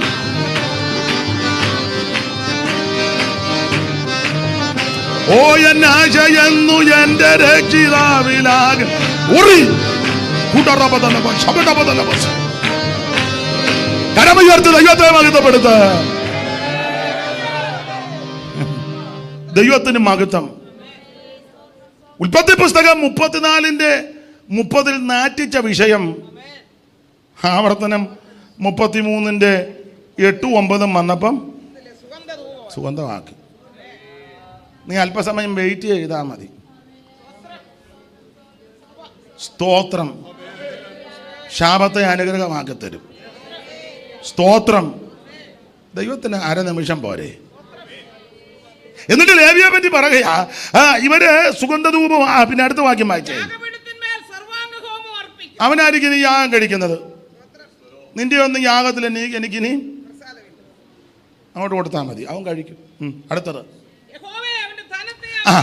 യഹോവേ അവന്റെ ധനത്തെ അനുഗ്രഹിക്കണമേ. അനുഗ്രഹിച്ചോ? ധനത്തെ 12 ഗോത്രം ഒരു പോംവഴിയാ. ധനത്തെ അനുഗ്രഹിച്ച 12 ഗോത്രം ദശാംശം കൊടുക്കണം. പ്രമാണമാണ്. നമുക്ക് ദശാംശമല്ല, പിന്നെ മിക്കവാറും ദശാംശം തന്നെ കൊടുക്കുന്നില്ല. പിന്നെ അതിന് ഓഹരിയായിട്ട് തള്ളിക്കൊണ്ട് വരുന്നത്.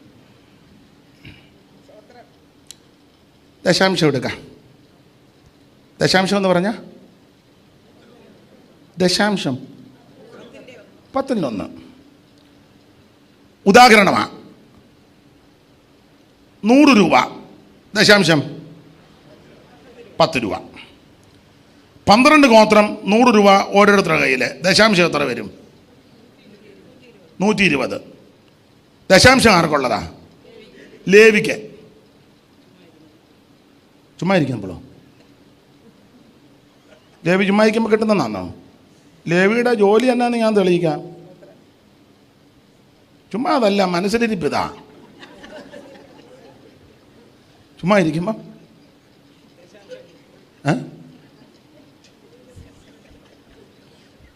ചുമ്മാ ഇരിക്കുകയാണ്. ഇതൊക്കെ മനസ്സിൽ വെച്ചോണ്ടായി ഫ്രണ്ടി വന്ന്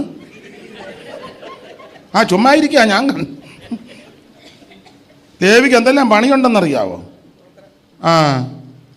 അല്ല, ചിലക്കൊരു ധാരണയുണ്ട്, ഉപദേശമാര് ചുമ്മാ നല്ല ഏലായി. എല്ലാവരുടെയും കാര്യമൊന്നും എനിക്കറിയത്തില്ല, എൻ്റെ കാര്യം എനിക്കറിയാം. അദ്ദേഹം അതുപോലെ തന്നെ. ശരിക്കും ഉറങ്ങാൻ പോലും ചിലപ്പോൾ നേരം കിട്ടുന്നില്ല. ഞാനാന്ന് എൻ്റെ ഒരു, നിങ്ങൾ എങ്ങനെ ഉൾക്കൊള്ളുമെന്ന് അറിയത്തില്ല, ഞാൻ എൻ്റെ സമയം ഞാൻ കളയത്തില്ല. എൻ്റെ ഭാഷ പറഞ്ഞാൽ ഉറങ്ങുന്ന സമയമേ എനിക്ക് പോകുന്നുള്ളൂ. ഞാൻ വെളുപ്പിന് എഴുന്നേക്കും, സ്തോത്ര പ്രാർത്ഥന കഴിയും, പിന്നെ അത് കഴിഞ്ഞ് കുടുംബ പ്രാർത്ഥനയുണ്ട്, അത് കഴിയും. ചിലപ്പം രാവിലെ ഒത്തിരി വൈകിട്ട് നടക്കാൻ പോകും, അത്യാവശ്യമാണ്. കഴിവിൻ്റെ പരമാവധി ദുഃഖഭവനങ്ങൾ ഞാൻ പോകും. ഒരു നോക്കെന്തെങ്കിലും കണ്ട് ഒരു വാക്കെങ്കിലും പറയാം. യോഗങ്ങളും മുടക്കുകയല്ല. പ്രായമുള്ളവരെയൊക്കെ കാണാൻ ഞാൻ പോകും. എല്ലായ്പ്പോഴും ചിലപ്പോൾ ഒത്തൊന്ന് വരികയല്ല, സമയം കളയത്തില്ല. പിന്നെ കിട്ടുന്ന സമയമൊക്കെ വേദപുസ്തകം വായിക്കുകയും ധ്യാനിക്കുകയും ചെയ്യും, പ്രാർത്ഥിക്കും.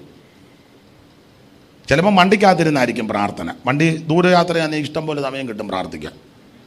അവൻ വണ്ടിക്കകത്തിരുന്ന് പ്രാർത്ഥിച്ചു, അന്നേരം എല്ലാവരും വഹിച്ച് ഞാൻ പ്രാർത്ഥിക്കും. സമയം കളയത്തില്ല.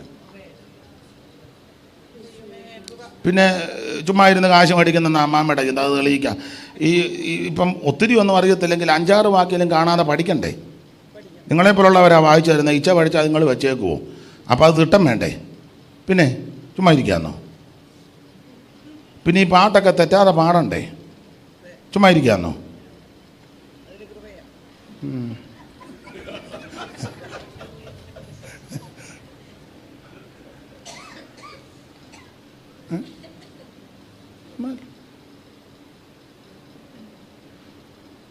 സ്തോത്രം. അവിടെ ഞാൻ എല്ലാ ഭാഗവും വിവരിക്കുന്നില്ല. അപ്പം ഇത് ലേവിക്ക് ദൈവം അവൻ്റെ ധനത്തെ അനുഗ്രഹിക്കണം. 12 ഗോത്രങ്ങൾ 10 രൂപ വെച്ചുകൊണ്ട് ഉദാഹരണമാണ് കൊടുത്തപ്പം പിന്നെ ആലയത്തിൽ എത്ര വന്നു? 120. ലേവിക്ക കൊടുത്തവൻ എത്രയുണ്ട്? 90. അമ്മാമ്മയുടെ ഭാഷ പറഞ്ഞാൽ ചുമ്മാ നിന്നവന്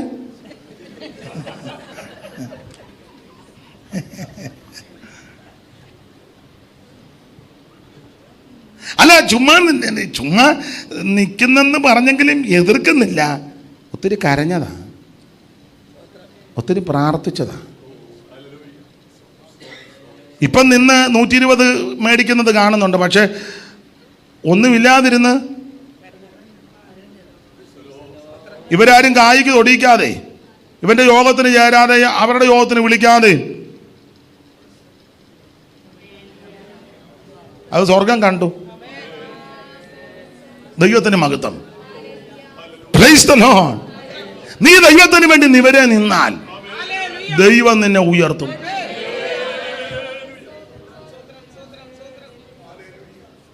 സ്തോത്രം. ദൈവം ഉയർത്തും. ഞാൻ ചിലരിനോട് ചോദിക്കും, പിന്നെ പറയുന്നത് മോശമാണ് ആട്ടെ, വേണ്ട, വെറുതെ അസ്വസ്ഥത ഉണ്ടാക്കുന്നില്ല.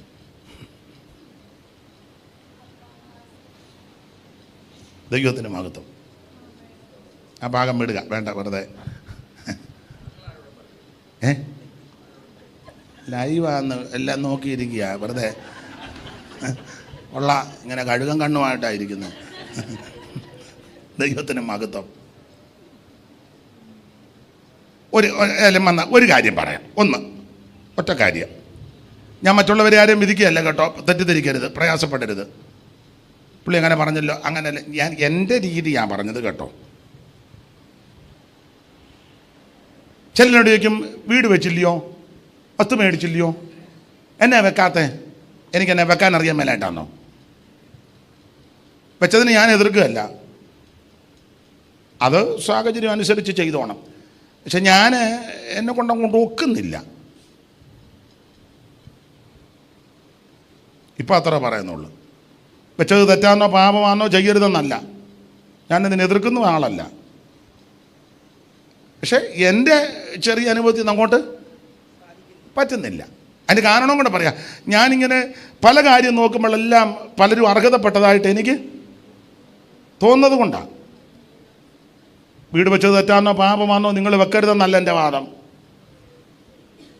അത് വെക്കണമെന്നാണ് എൻ്റെ വാദം. അനേക ദൈവദാസന്മാർ എന്ത് ബുദ്ധിമുട്ടുന്നതായിട്ട് ഞാനും കാണുന്നു. ഈ കുമ്പനാട്, റാന്നി, നെല്ലിക്കാമണ്ണ് സൈഡ്, പിന്നെ അങ്ങനെ പെന്തിക്കോസുകാർ കൂടുതലുള്ള ഏരിയ ഉണ്ടല്ലോ, കൊട്ടാരക്കര, അടൂര്, മിക്ക എത്രയോ വീടുകളാണ് വെറുതെ കിടക്കുന്നത്. വിശേഷിച്ച കുമ്പനാട് സൈഡിലൊക്കെ ഏക്കർ കണക്കിന് വസ്തുവും വീടും ഇഷ്ടം പോലെ. എത്രയോ ദൈവമക്കൾ, ദൈവദാസന്മാർ, ദൈവമക്കൾ വീടില്ലാതെ കയറി കിടക്കാൻ ഇടമില്ലാതെ ഞരങ്ങുന്നു. ഞാൻ ഈ പെന്തിക്കോസുകാരോടും അല്ലെങ്കിൽ മറ്റുള്ളവരോടും പറയും, നിങ്ങൾ ഫ്രീ ആയിട്ട് കൊടുക്കണ്ട, കുറച്ചുകൂടെ ഒന്ന് വില കുറച്ച് 10 ദൈവമക്കൾക്ക് കൊടുത്താൽ, അമേരിക്കയിലും കാനഡയിലും ഓസ്ട്രേലിയയിലും പിന്നെ എവിടെ UK ഒക്കെ ഉണ്ടല്ലോ, ആട്ടെ, ദൈവം നിങ്ങളെ സഹായിക്കട്ടെ, അവിടെ ഇരിക്കുന്നവരെ ദൈവം മാനിക്കട്ടെ. ഏതായാലും അപ്പനും അമ്മയൊക്കെ ഇനി അങ്ങോട്ട് പോയാൽ അതുങ്ങൾ ഇനി ഇങ്ങോട്ട് വരികയില്ല, കൊച്ചുങ്ങളൊട്ടും വരുമെന്ന് എനിക്ക് തോന്നുന്നില്ല. അപ്പം എത്രയോ 100 കണക്കിന് ദൈവമക്കൾ 1 സെൻറ്റ് ഭൂമി പോലും ഇല്ലാതെ ഭാരപ്പെടുന്നു. ഫ്രീ ആയിട്ട് കൊടുക്കുന്നവരുണ്ട്, ഇല്ലെന്നൊന്നും പറയത്തില്ല, കൊടുക്കുന്ന ധാരാളം പേരുണ്ട്. ഇനി ചിലക്കത് ഒക്കത്തില്ലെങ്കിൽ അല്പം വില കുറച്ച് കൊടുക്ക്. അതിൻ്റെ കാരണം പറയാം. അങ്ങനെ കൊടുത്താൽ 10 ദൈവമക്കൾ അവിടെ വന്ന് പാർക്കട്ടെ. ഒന്നുമില്ലെങ്കിൽ സന്ധ്യയാകുമ്പോൾ പാട്ടും പ്രാർത്ഥനയും സ്തോത്രവും ഉയരുമല്ലോ. അതല്ലാതെ മറുവിധത്തിലാ പോകുന്നെങ്കിൽ പാട്ടും പ്രാർത്ഥനയും സ്തോത്രമല്ല ഉയരാൻ പോകുന്നത്, വേറെ പലതും ഉയരും. അതെല്ലാം ഇപ്പം എനിക്ക് പറയാനൊക്കത്തില്ല. അല്ല, ഇപ്പം തുടങ്ങി കുറച്ച് കാലം കൂടെ കഴിയട്ടെ. കർത്താവ് വരാൻ താമസിച്ചാൽ ആരാധനയും പ്രാർത്ഥനയും തമ്പേറടി നടന്ന വീട്ടിലൊക്കെ ആ വീട് ചിലപ്പോൾ പൊളിച്ചേച്ച് അവിടെ വേറെ പലതും ഉയർന്നു വരും. അതിനിട വരുത്തരുതെന്നാ എൻ്റെ പക്ഷം. ഇപ്പം അത്രയോ പറയുന്നുള്ളൂ. ദൈവത്തിന് മഹത്വം. നമുക്ക് ആ ഭാഗം വിട്ടേക്കാം. ലേവിയുടെ ധനത്തെ ദൈവം അനുഗ്രഹിച്ചു. പിന്നെ അവന്റെ പ്രവൃത്തിയിൽ പ്രസാദിക്കണം. ചുരുക്കി പറഞ്ഞാൽ, സമയം ലേവി തക്കത്തിൽ ഉപയോഗിച്ചപ്പോൾ ഇവന്റെ ശാപത്തെ അനുഗ്രഹമാക്കി, ഇവന്റെ ദുർഗന്ധത്തെ സുഗന്ധമാക്കി. ഇന്ന് രാത്രി ഞാനും നിങ്ങളും ലഭിക്കുന്ന സമയം തക്കത്തിൽ ഉപയോഗിച്ചാൽ നിന്റെ ശാപത്തെ അനുഗ്രഹമാക്കും, നിന്റെ ദുർഗന്ധത്തെ ദൈവം സുഗന്ധമാക്കി തീർക്കും. Price the Lord. സമയം നഷ്ടപ്പെടുത്തി കളയരുത്, അവസരം നഷ്ടപ്പെടുത്തി കളയരുത്. അവൻ ലഭിക്കുന്ന സമയം തക്കത്തിൽ ഉപയോഗിക്കണം.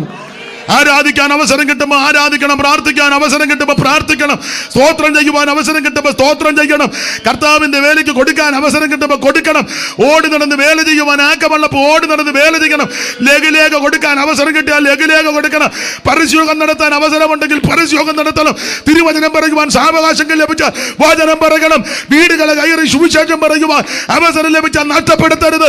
ലഭിക്കുന്ന അവസരം തക്കത്തിൽ ഉപയോഗിക്കണം.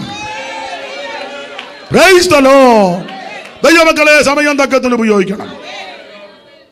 ലേവി സമയം തക്കത്തിൽ രക്ഷപ്പെട്ടു. ഒരു കാര്യം ഇവിടെ പറഞ്ഞു നിർത്താം.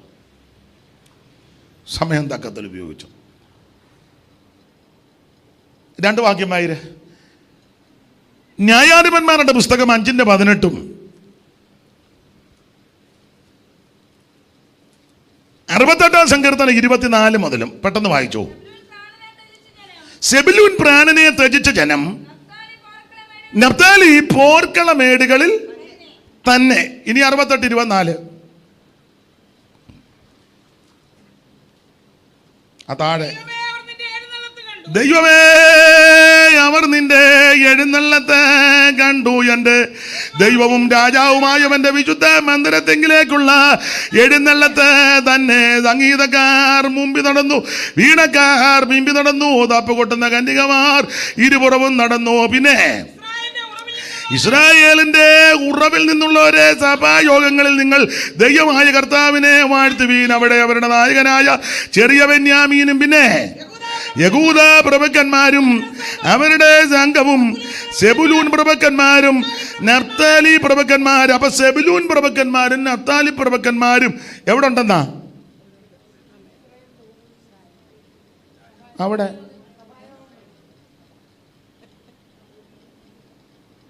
സഭായത്തിനുണ്ടെന്ന്. സഭായത്തിന് താമസിച്ചേ വരുവുള്ളൂ, നേരത്തെ പോവുകയും ചെയ്യും. ഇപ്പോഴത്തെ നഫ്താലിയും സെബുലൂനും താമസിച്ച് വന്ന് പമ്മി ഇരിക്കുന്ന കാണാം, കുറുക്കനിരിക്കും പോലെ. ഒടുവിലത്തെ പാട്ട് പാടുമ്പം നീ രക്ഷപ്പെടുന്നതായിട്ട് കാണുന്നില്ല. ഇവിടെ സെബുലൂനും നഫ്താലിയും ഉണ്ട്. ഇതിന്റെ പശ്ചാത്തല ഭാഗം നിങ്ങൾക്കറിയാം. പെട്ടകം ഇങ്ങോട്ട് കൊണ്ടുവരിക.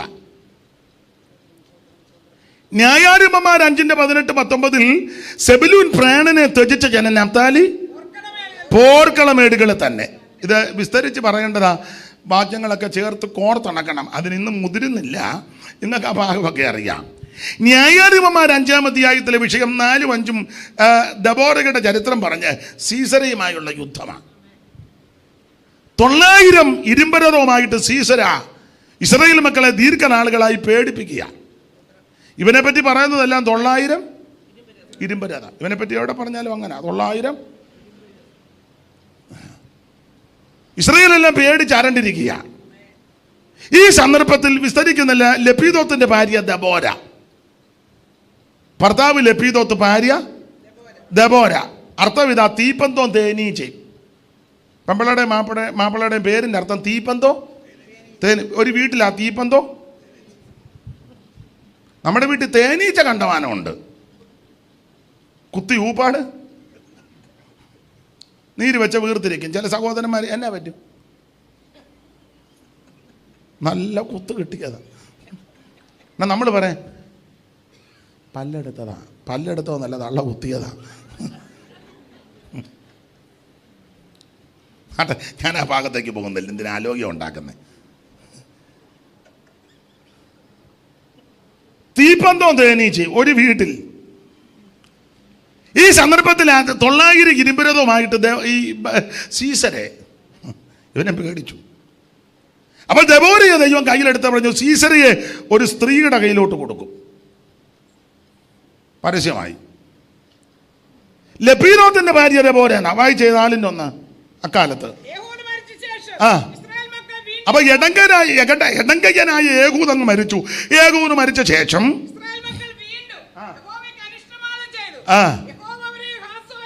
ഹസോരിവാണ കനാന്യ രാജാവാകുന്ന യാബീന് വിറ്റെന്ന് പറഞ്ഞാൽ ദൈവത്തിന് വലിയ ലാഭമൊന്നുമില്ല, അതായി വിറ്റത്. ഒരുമാതിരി പെട്ടവരെയെല്ലാം ദൈവം വിറ്റതാ. ഇരിപ്പ് കാണുമ്പോൾ അറിയാം. പിന്നെ ഇവിടെ മെമ്പർഷിപ്പ് ഉള്ളത് കൊണ്ട് എങ്ങും പോകാതെ വിറ്റു. അടുത്ത വാക്യം വായിരും.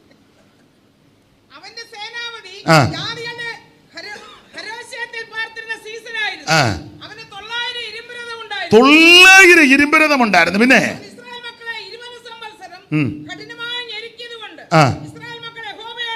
അടുത്തത്, അക്കാലത്ത് ലപ്പീദോത്തിന്റെ ഭാര്യയായ ദെബോര എന്ന പ്രവാചകി. അടുത്തത് ദെബോരയുടെ ഈന്തപ്പനയിൽ ആരിയ്ക്കുന്നു? ദെബോര ഇരിക്കുന്നു. അപ്പൊ എത്ര ദെബോര? ഒന്നുകൂടെ വായിര്.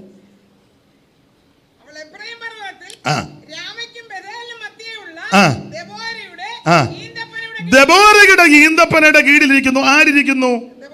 ദെബോര ഇരിക്കുന്നു. എവിടെ ഇരിക്കുന്നു? അപ്പൊ എത്ര ദെബോര ആയിരിക്കുമെന്നോ?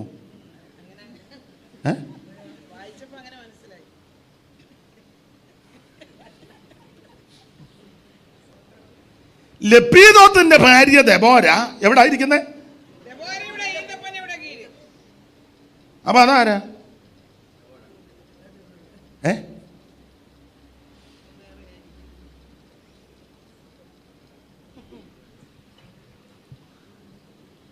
ഒറ്റവാക്കി പറഞ്ഞങ്ങ് വിട്ടേക്കാൻ നേരമില്ല.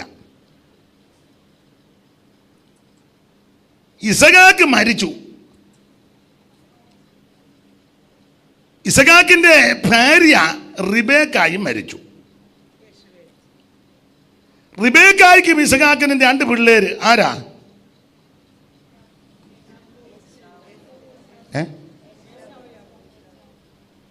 അമ്മാമ്മയ്ക്ക് ആ പിള്ളേരോട് വലിയ താല്പര്യമില്ലെന്ന് തോന്നുന്നു.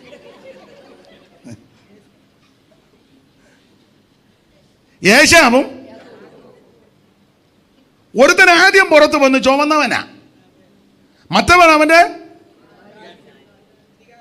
ഇവന്മാർ അകത്ത് കിടന്നപ്പോഴും പ്രശ്നമായിരുന്നു.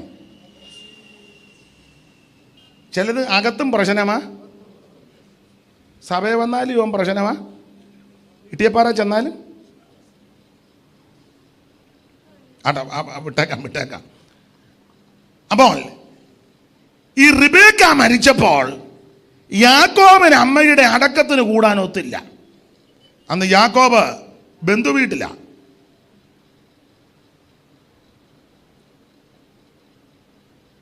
മൂന്നാല് പെണ്ണുങ്ങളും അതിനടുത്ത കൊച്ചുങ്ങളും നല്ല പറ്റിയ ഒരു അമ്മായിയപ്പനും നല്ല പറവൂക്കോളുള്ള അളിയന്മാരും. അപ്പൊ ഈ അമ്മയുടെ അടക്കത്തിന് യാക്കോബിന് വരാൻ, അങ്ങനെയുള്ള വിദ്വാന്മാർ നമ്മുടെ ഇടയിലുണ്ട്. പറ്റതള്ള മരിച്ച അടക്കത്തിന് വരാൻ സമയം ടിക്കറ്റ് കിട്ടുന്നില്ലെന്നാണ് പറയുന്നത്. ടിക്കറ്റ് കിട്ടുന്നില്ല. ഒരുത്തരോട് ഞാൻ ചോദിച്ചു, പോകുന്നുണ്ടോടാ? ടിക്കറ്റ് നോക്കിക്കൊണ്ടിരിക്കുക. ഞാൻ പറഞ്ഞു, എടാ ഞാനൊരു ഭാഷ പറഞ്ഞത് ഇപ്പം ഞാൻ പറയുന്നില്ല. അവനെ അങ്ങനെ വിളിച്ചേ ഒക്കൂ. ആ തള്ളയും തന്തയും കഷ്ടപ്പെട്ടത് എനിക്കറിയാം. അതുകൊണ്ട് ഈ മുടിഞ്ഞവനെ അങ്ങനെ വിളിച്ചു ഞാൻ. ഇപ്പം നിങ്ങൾക്ക് ഇത് എന്നെ വിളിച്ചെന്ന് യോഗം കഴിയുമ്പോൾ പറയാം. ഞാൻ പറഞ്ഞെടാ, നിന്റെ തന്തയും തള്ളയും ഉണ്ടാക്കിയ സ്വത്തിൻ്റെ ആ റോഡ് സൈഡ് കിടക്കുന്ന 1 സെൻറ്റ് വിട്ടാൽ മതി, നിനക്ക് 5 ടിക്കറ്റിനുള്ള കാശ് കിട്ടും. നീ ഉണ്ടാക്കിയത് വിൽക്കണ്ട. നിന്റെ വെമ്പള ആറന്ന നേഴ്സ അവിടതും വിൽക്കണ്ട. ആ തന്തയും തള്ളയും ഉണ്ടാക്കിയിട്ട വസ്തുവിൻ്റെ റോഡ് സൈഡ് കിടക്കുന്ന 1 സെൻറ്റ് വിറ്റാൽ നിനക്ക് 5 ടിക്കറ്റിൻ്റെ പൈസ കിട്ടും. പിന്നെയും കുത്തിയിരിക്കുക. മുതുപാതിരായിക്ക് ടിക്കറ്റ് വില കുറവ് കിട്ടുമെന്ന്. അങ്ങനത്തെ അവന്മാരുണ്ട്.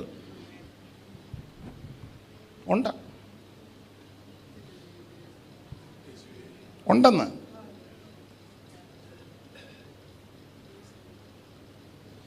ഭാര്യയുടെ അമ്മ മരിച്ച അവൻ അന്നേരം എവിടെ വരും? അവൻ്റെ അമ്മ മരിച്ച മിണ്ടുന്നില്ല.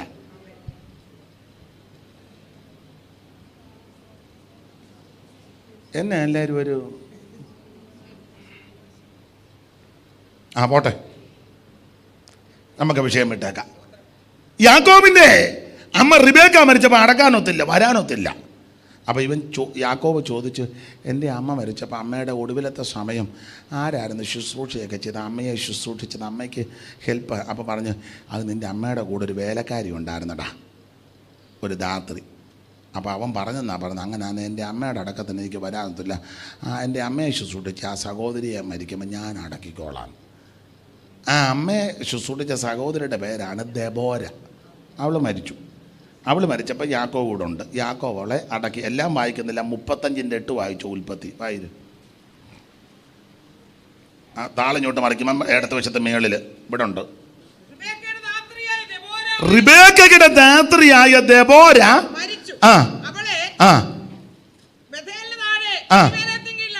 അവിടെ ലപ്പീദോത്തിന്റെ ഭാര്യ ദെബോര ഇരുന്നത്. അപ്പൊ ചുരുക്കി പറഞ്ഞാൽ ഈ റിബേക്കയുടെ ധാത്രിയാകുന്ന ദെബോര മരിച്ചു. അവളെ യാക്കോബ് അടക്കി. പിജില വൃഷവനൊക്കെ അവിടെ കൊടുത്തിട്ടുണ്ട്. എന്നാൽ അതിന് കീഴിലാണ് ലപ്പീദോത്തിന്റെ ഭാര്യ ദെബോര ഇരുന്ന് ന്യായവാണ്. ഇടയ്ക്കത്തെയല്ല ഞാൻ പറയുന്നില്ല, അങ്ങ് വിടുക, ദൈവത്തിന്റെ മഹത്വം. ചുരുക്കി പറഞ്ഞാൽ സീസറിയുമായുള്ള യുദ്ധത്തിൽ സീസറിയെ സ്ത്രീയുടെ കയ്യിൽ ഏൽപ്പിക്കുമെന്ന് ദൂത് പറഞ്ഞപ്പോൾ ബാരാക്ക് പറഞ്ഞ അമ്മാമ്മയും കൂടെ വരണം. അങ്ങനെ കൊണ്ടുപോയി. ഈ പോകാനായിട്ട് എല്ലാവരും ഈ യുദ്ധത്തിന് പോയില്ല. മിടുക്കന്മാരും പ്രഗത്ഭന്മാരും കഴിവുള്ളവരും ശ്രേഷ്ഠന്മാരാരും പോയില്ല. പോയതിൽ സെബുലൂൻ പ്രാണനെ ത്യജിച്ച ജനം. നഫ്താലി വേറെ ആരും പോയില്ല. പോകാത്ത ലിസ്റ്റുണ്ട്. 13-ാം വാക്യം മുതൽ വായിച്ച 5:13. അന്ന് ശ്രേഷ്ഠന്മാരുടെ ചിത്തവും പടജനവും എനിക്കായിട്ട് ഇറങ്ങി വന്ന വീരന്മാരുടെ മധ്യേ യഹോവയും എനിക്കായിട്ട് ഇറങ്ങി വന്നു. പിന്നെ എബ്രഹീമിൽ നിന്ന് അമാലേക്കിൽ വേരുള്ളവരും ബെന്യാമീനെ നിന്റെ മാഗീരിൽ നിന്ന് അധിപന്മാരും സെബുലൂനിൽ നിന്ന് നായക ദണ്ഡധാരികളും വന്നു. പിന്നെ ഇസഖാർ പ്രഭുക്കന്മാർ ദെബോരയോടുകൂടെ താഴ്വരുന്നവനോട് ചാടി പുറപ്പെട്ടു. രൂപേന്റെ നീർച്ചാലുകൾക്കരികെ കനമേറിയ മന്നനിർണയങ്ങൾ ഉണ്ടായി. ആട്ടിൻകൂട്ടങ്ങൾക്കരികെ കുടിലൂത്ത് കേൾക്കുവാൻ നീ തൊഴുത്തുകൾക്കിടയിൽ താമസിച്ചേ കിടക്കുന്നത് എന്ത്?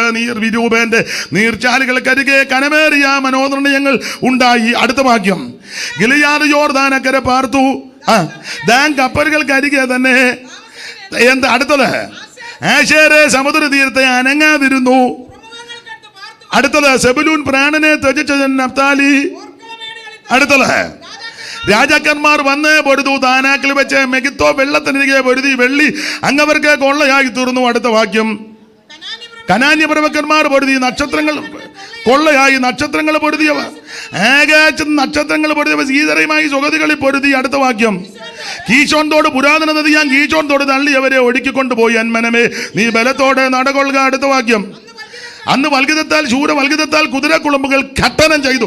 നിർത്തിക്കേ, ഇത് ഓരോ വാക്കും എടുത്ത് വ്യാഖ്യാനിച്ച് പറയണതിന് മുതിരുന്നില്ല. അപ്പം ആരൊക്കെ പോയി, ആരൊക്കെ പോയില്ല, പോയവരെങ്ങനെ ഇരുന്നു, പോകാത്തവരെങ്ങനെ, ഇതൊക്കെ അവിടുത്തെ വിഷയം.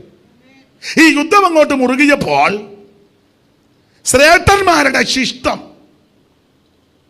ശ്രേഷ്ഠന്മാരുടെ ശിഷ്ടമാണോ കൂടുതൽ,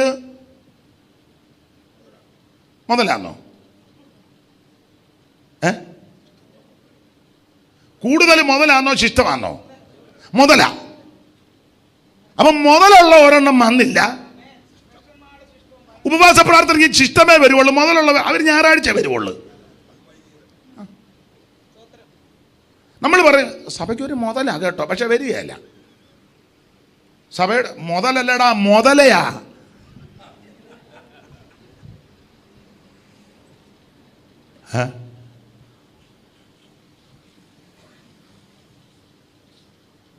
ഇവിടെ ഇപ്പം വന്നിരിക്കുന്നത് ശിഷ്ടമാ. ശ്രേഷ്ഠന്മാരുടെ ശിഷ്ടം. ശിഷ്ടം കുറച്ചേ ഉള്ളൂ, കുറച്ചേ വരുവുള്ളൂ. ഞാൻ വ്യാഖ്യാനിക്കുന്നില്ല, വേണ്ട എന്തിനാ അലോക്യം വേണ്ട. ശ്രേഷ്ഠന്മാരുടെ ശിഷ്ടവും പടജനവും എനിക്കായിട്ട് ഇറങ്ങുന്ന വീരന്മാരുടെ മധ്യേ ഇത് ദൈവം ഇറങ്ങി വന്ന യുദ്ധമാണ്. ദൈവം ഡയറക്റ്റ് ഇറങ്ങി വന്ന യുദ്ധമാണ്. ദൈവം ഇറങ്ങി വന്ന യുദ്ധത്തിന് മിടുക്കന്മാരാരും വന്നില്ല. ആശേർ വന്നു അനങ്ങാതിരിക്കുക. ദാന് അവനും വലിയ ഗുണമൊന്നുമില്ല. സ്തോത്രം. മിടുക്കന്മാരാരും വന്നില്ല, സേട്ടന്മാരും വന്നില്ല, ഉന്നതന്മാരാരും വന്നില്ല. പക്ഷേ നഫ്താലി സെബുലൂനും പ്രാണനെ ത്യജിച്ചു. അവർക്കൊരു കാര്യം ബോധ്യപ്പെട്ടു, ഇത് സാധാരണ യുദ്ധമല്ല, ദൈവം തമ്പുരാൻ ഇറങ്ങി വന്ന യുദ്ധമാണ് എന്ന് പറഞ്ഞാൽ ദൈവം ഇറങ്ങി വന്ന യുദ്ധത്തിന് സെബുലൂനും നഫ്താലി മുന്നരേ വന്നു. ഞാൻ ഓടിച്ചങ്ങ് നിർത്താം. അപ്പൊ സമയം തക്കത്തിൽ സെബുലൂനും നഫ്താലിയും സമയം തക്കത്തിൽ ഉപയോഗിച്ചു. ഇതുപോലെ ദാവീദ് പെട്ടകം കൊണ്ടുവന്ന വേളയിൽ മിടുക്കന്മാരും പ്രഗത്ഭന്മാരും ഒക്കെ ഒഴിഞ്ഞും അകന്ന് നിന്നപ്പോൾ ദാവീദ് പൂർണ്ണ ശക്തിയോടെ പഞ്ഞിനൂലങ്കി കൊണ്ടുള്ള അങ്കി ധരിച്ച് പെട്ടകത്തിന് മുമ്പ് കുതിച്ച് നൃത്തം ചെയ്ത കൂട്ടത്തിൽ സെബുലൂനും നഫ്താലിയും ഉണ്ട്. ഒന്ന്, ഈ ആത്മീക യുദ്ധത്തിൽ ഇവർ രണ്ടുമുണ്ട്. രണ്ട്, ആരാധനയിൽ സഭായോഗത്തിൽ ഇവർ രണ്ടുമുണ്ട്. സമയം തക്കത്തിൽ ഉപയോഗിച്ചു. ഇനി നിങ്ങളെ എടുത്ത് വായിക്കേണ്ട യോശുവയുടെ പുസ്തകമൊക്കെ ചേർത്ത് പഠിക്കുമ്പോൾ ഇവർക്ക് അവകാശ ഭൂമി കൊടുത്തത് അത്ര നല്ല ഭൂമിയല്ല. പ്രാരംഭത്തിൽ ഇവർക്ക് കൊടുത്ത പട്ടണങ്ങളിൽ കൂടുതലും ഗലീലയും അതിൻ്റെ പ്രാന്തപ്രദേശങ്ങളാണ് ലഭിച്ചത്. ഗലീല എന്ന് പറഞ്ഞാൽ അന്നത്തെ കാലത്ത് അത്ര നല്ല സ്ഥലമായിട്ട് അംഗീകരിക്കുകയല്ല. വിദ്യാഭ്യാസം കുറഞ്ഞവർ, കഴിവില്ലാത്തവർ, വലിയ കുലീനതയില്ലാത്തവരൊക്കെ ആ ഗലീലയിൽ. അതുകൊണ്ടാണ് 120 പേര് കൂടി അന്യഭാഷ പറഞ്ഞപ്പം വന്നവർ ചോദിച്ചു, ഇവരെല്ലാം ഗലീലക്കാരല്ലയോ എന്ന്. അങ്ങോട്ട് ഉൾക്കൊള്ളാൻ പറ്റുന്നില്ല. ഇവരെല്ലാം ഞങ്ങൾ വലിയ പുള്ളിക്കാരാ, മറുഭാഷയൊന്നും പറയുന്നില്ലെന്നേ ഉള്ളൂ, പക്ഷെ ഞങ്ങൾ ഈ സഭയിലാണെങ്കിലും ഞങ്ങളാ വലിയ പുള്ളിക്കാർ, ഞങ്ങളങ്ങനെ അനങ്ങുന്നില്ലെന്നേ. ഞങ്ങളല്ലെങ്കിലും ഓരോ യോഗത്തിനും അങ്ങനെ അനങ്ങാറില്ലല്ലോ. പിന്നെ 3 ആഴ്ച മുമ്പൊന്ന് അനങ്ങിയായിരുന്നു. ഇവര് ഗലീലക്കാരാ, വിദ്യാഭ്യാസമൊന്നുമില്ല. പക്ഷെ കർത്താവ് തിരഞ്ഞെടുത്തപ്പോഴും കൂടുതലും ഗലീലക്കാരെയാണ്. ഈ ഗലീലയും അതിൻ്റെ പ്രാന്തപ്രദേശങ്ങൾ അത്ര നല്ലതല്ല. ഇതിന് വേറൊരു ചരിത്രം. ദാവീദിന്റെ മകനാകുന്ന ശലോമോൻ ദൈവാലയം പണിതു. ആലയവും അരമനയും 10-20 കൊല്ലം കൊണ്ട് പണിതു. അപ്പൻ്റെ സ്നേഹത്തിന് ഹീരാമിനോട് തടിയും ചോദിച്ചു. ഹീരാം പറഞ്ഞു തടി എടുത്തോളാൻ പറഞ്ഞു. തടിയെല്ലാം എടുത്തു. അപ്പോൾ ആലയം നല്ല മനോഹരമായി പണിത് കഴിഞ്ഞപ്പോൾ ഈ ശലോമോൻ തടി തന്ന ഹീരാമിന് ഒരു 20 പട്ടണം കൊടുത്തു. 20 പട്ടണം. അത് അത്ര നല്ല പട്ടണമൊന്നുമല്ല, അത്ര നല്ലതല്ല. ആ പട്ടണം കിട്ടിക്കഴിഞ്ഞ് ഹീരാം ഇതെല്ലാം ഒന്ന് കാണാൻ വന്നപ്പോൾ അത്ര നല്ലതല്ല. അപ്പം ഹീരാം ചോദിച്ചു, എന്തുവാണ് ഇങ്ങനെയാണോ അവിടെ തരുന്നത്? വായിച്ചേ 10-ാം വാക്യം. രാജാക്കന്മാരുടെ 1-ാം പുസ്തകം 9-ാം അധ്യായത്തിന്റെ 10-ാം വാക്യം. വലത്ത് ഭാഗത്ത് കണ്ണിക തുടങ്ങുന്നിടത്ത് ശലോമോൻ യഹോവയുടെ ആലയം 20 കൊല്ലം കൊണ്ട് പണിതേച്ച് പുള്ളിക്ക് 20 പട്ടണവും കൊടുത്തു. അടുത്ത വാക്യം.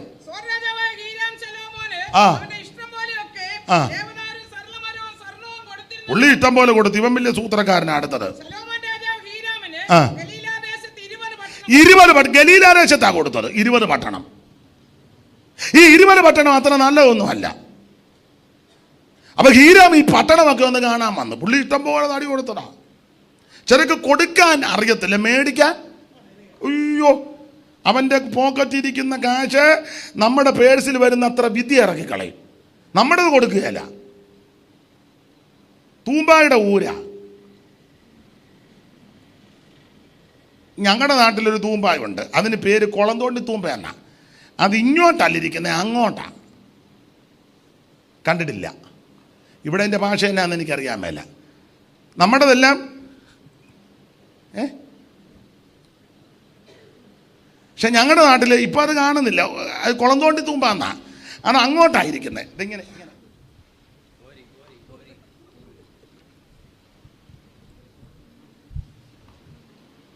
നമ്മുടെ ഇരിക്കുന്നത്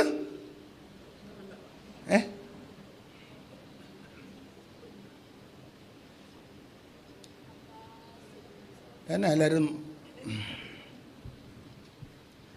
ചിലർക്ക് മേടിക്കാൻ നല്ല വിരുദ, കൊടുക്കാൻ അറിയത്തില്ല. ശലോമോൻ അങ്ങനത്തെ ഒരു വലിയ മിടുക്കനാ. അതെ, വലിയ മിടുക്കനാ. ഇവൻ 20 പട്ടണം കൊടുത്തു. ആ പട്ടണം കാണാൻ പുള്ളി വന്നപ്പോൾ അത്ര നല്ലതല്ല. ഓടിച്ചു വായിച്ചോ.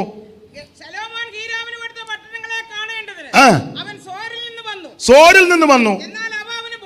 പുള്ളി ബോധിക്കുന്നതല്ലോ കൊടുത്തെന്ന് പേരും. ചില വീട്ടിലൊക്കെ പ്രാർത്ഥനയൊക്കെ വെക്കുമ്പോൾ കൊടുക്കുന്ന കണ്ടിട്ടില്ലേ? കൊടുത്തെന്ന് പേരും. എന്നാ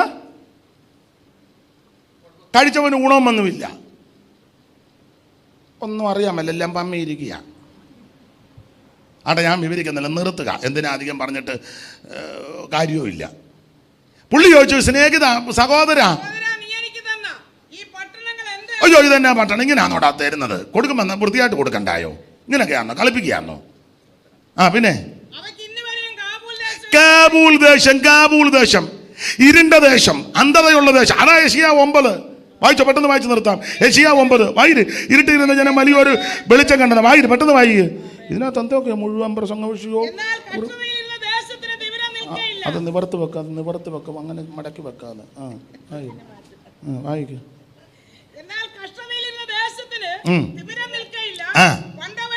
അപ്പൊ ഇത് കഷ്ടതയുള്ള ദേശം, തിമിരമുള്ള ദേശം. പിന്നെ അടുത്തത് ഹീനത. എല്ലാം എടുക്കുന്നില്ല. കഷ്ടത, തിമിരം, ഹീനത. ഇത് കാബൂൾ ദേശം, ഗലീല പ്രദേശം. ഇതാണ് ഇവർക്ക് അവകാശമായി കിട്ടിയത്. എന്നാൽ ഈ നഫ്താലിയും സെബുലൂനും ഇടംബലം നോക്കാതെ ദൈവത്തെ ആരാധിച്ചു. ഇടംബലം നോക്കാതെ പൂർണ്ണശക്തിയോടെ സഭായോഗത്തിൽ സംബന്ധിച്ച് പെട്ടകത്തിന് മുമ്പിൽ കുതിച്ച് നൃത്തം ചെയ്തു. അതുകൊണ്ട് സംഭവിച്ചത് വിസ്തരിക്കുന്നില്ല. കർത്താവിന്റെ മഹത്വം.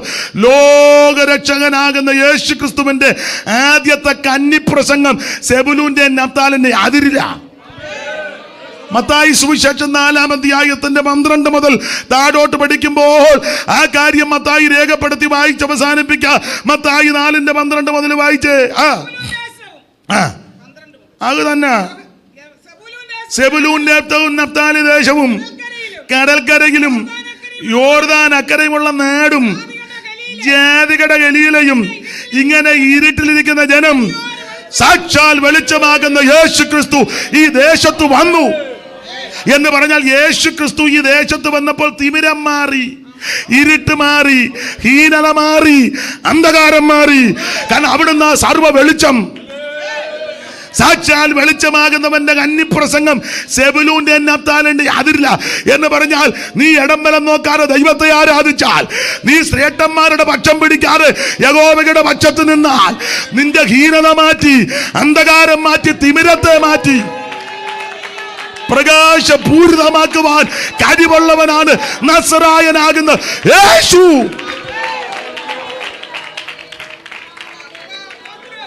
ഒരു കാര്യത്തോട് അങ്ങ് പറയാം. ഹീരാം എന്ന് പറഞ്ഞാൽ കാശുള്ളവനാ. ഹീരാം എഴുത്തുകാരനാന്നാ വായിക്കുന്നത്. അങ്ങനെ എഴുതിയത് സോർ രാജാവായ, എൻ്റെ ഭാഷ പറഞ്ഞ ഗത്യന്തരം ഗതിയില്ലാത്തവനല്ല. സങ്കീർത്തനം 45 സോർ നിവാസികൾ കാശുള്ളവനാ. ഗതിയും ഗത്യന്തരം ഇല്ലാത്തവനല്ല. സോർ നിവാസികൾ ദേശത്തിലെ അവനാ. ഒപ്പിച്ച് 20 പട്ടണം പുള്ളി. ശലോമോൻ ആരാ? ഭയങ്കര ജ്ഞാനിയാ.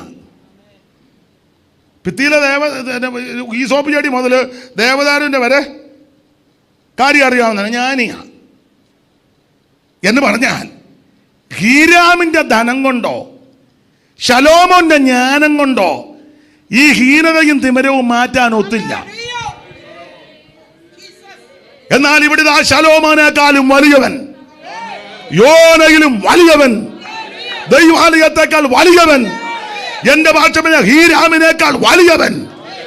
ഇന്ന് രാത്രി നീ സമയം തക്കത്തിൽ ഉപയോഗിച്ചാൽ നിന്റെ ബലഹീനത മാറ്റി, ഹീനത മാറ്റി, തിമിരത്തെ മാറ്റി ഉയർത്തുന്ന ഒരു ദൈവമുണ്ട്. കരമുയർത്തി ദൈവത്തെ സ്തുതിക്ക്. സമയം തക്കത്തിൽ ഉപയോഗിച്ച് ഒരു 5 കൂട്ടം കാര്യവും കൂടെ പറയാനുണ്ട്. അത് ഇന്നില്ല. ഇപ്പം ഗുണവാങ്ങാനെന്ന ഇത്രയും പോരെ അമ്മാമേ? മറ്റേ 5 പോയിന്റ് ഇപ്പോൾ പറയണ്ടല്ലോ, പിന്നെ ഒരിക്കൽ കേൾക്കാം.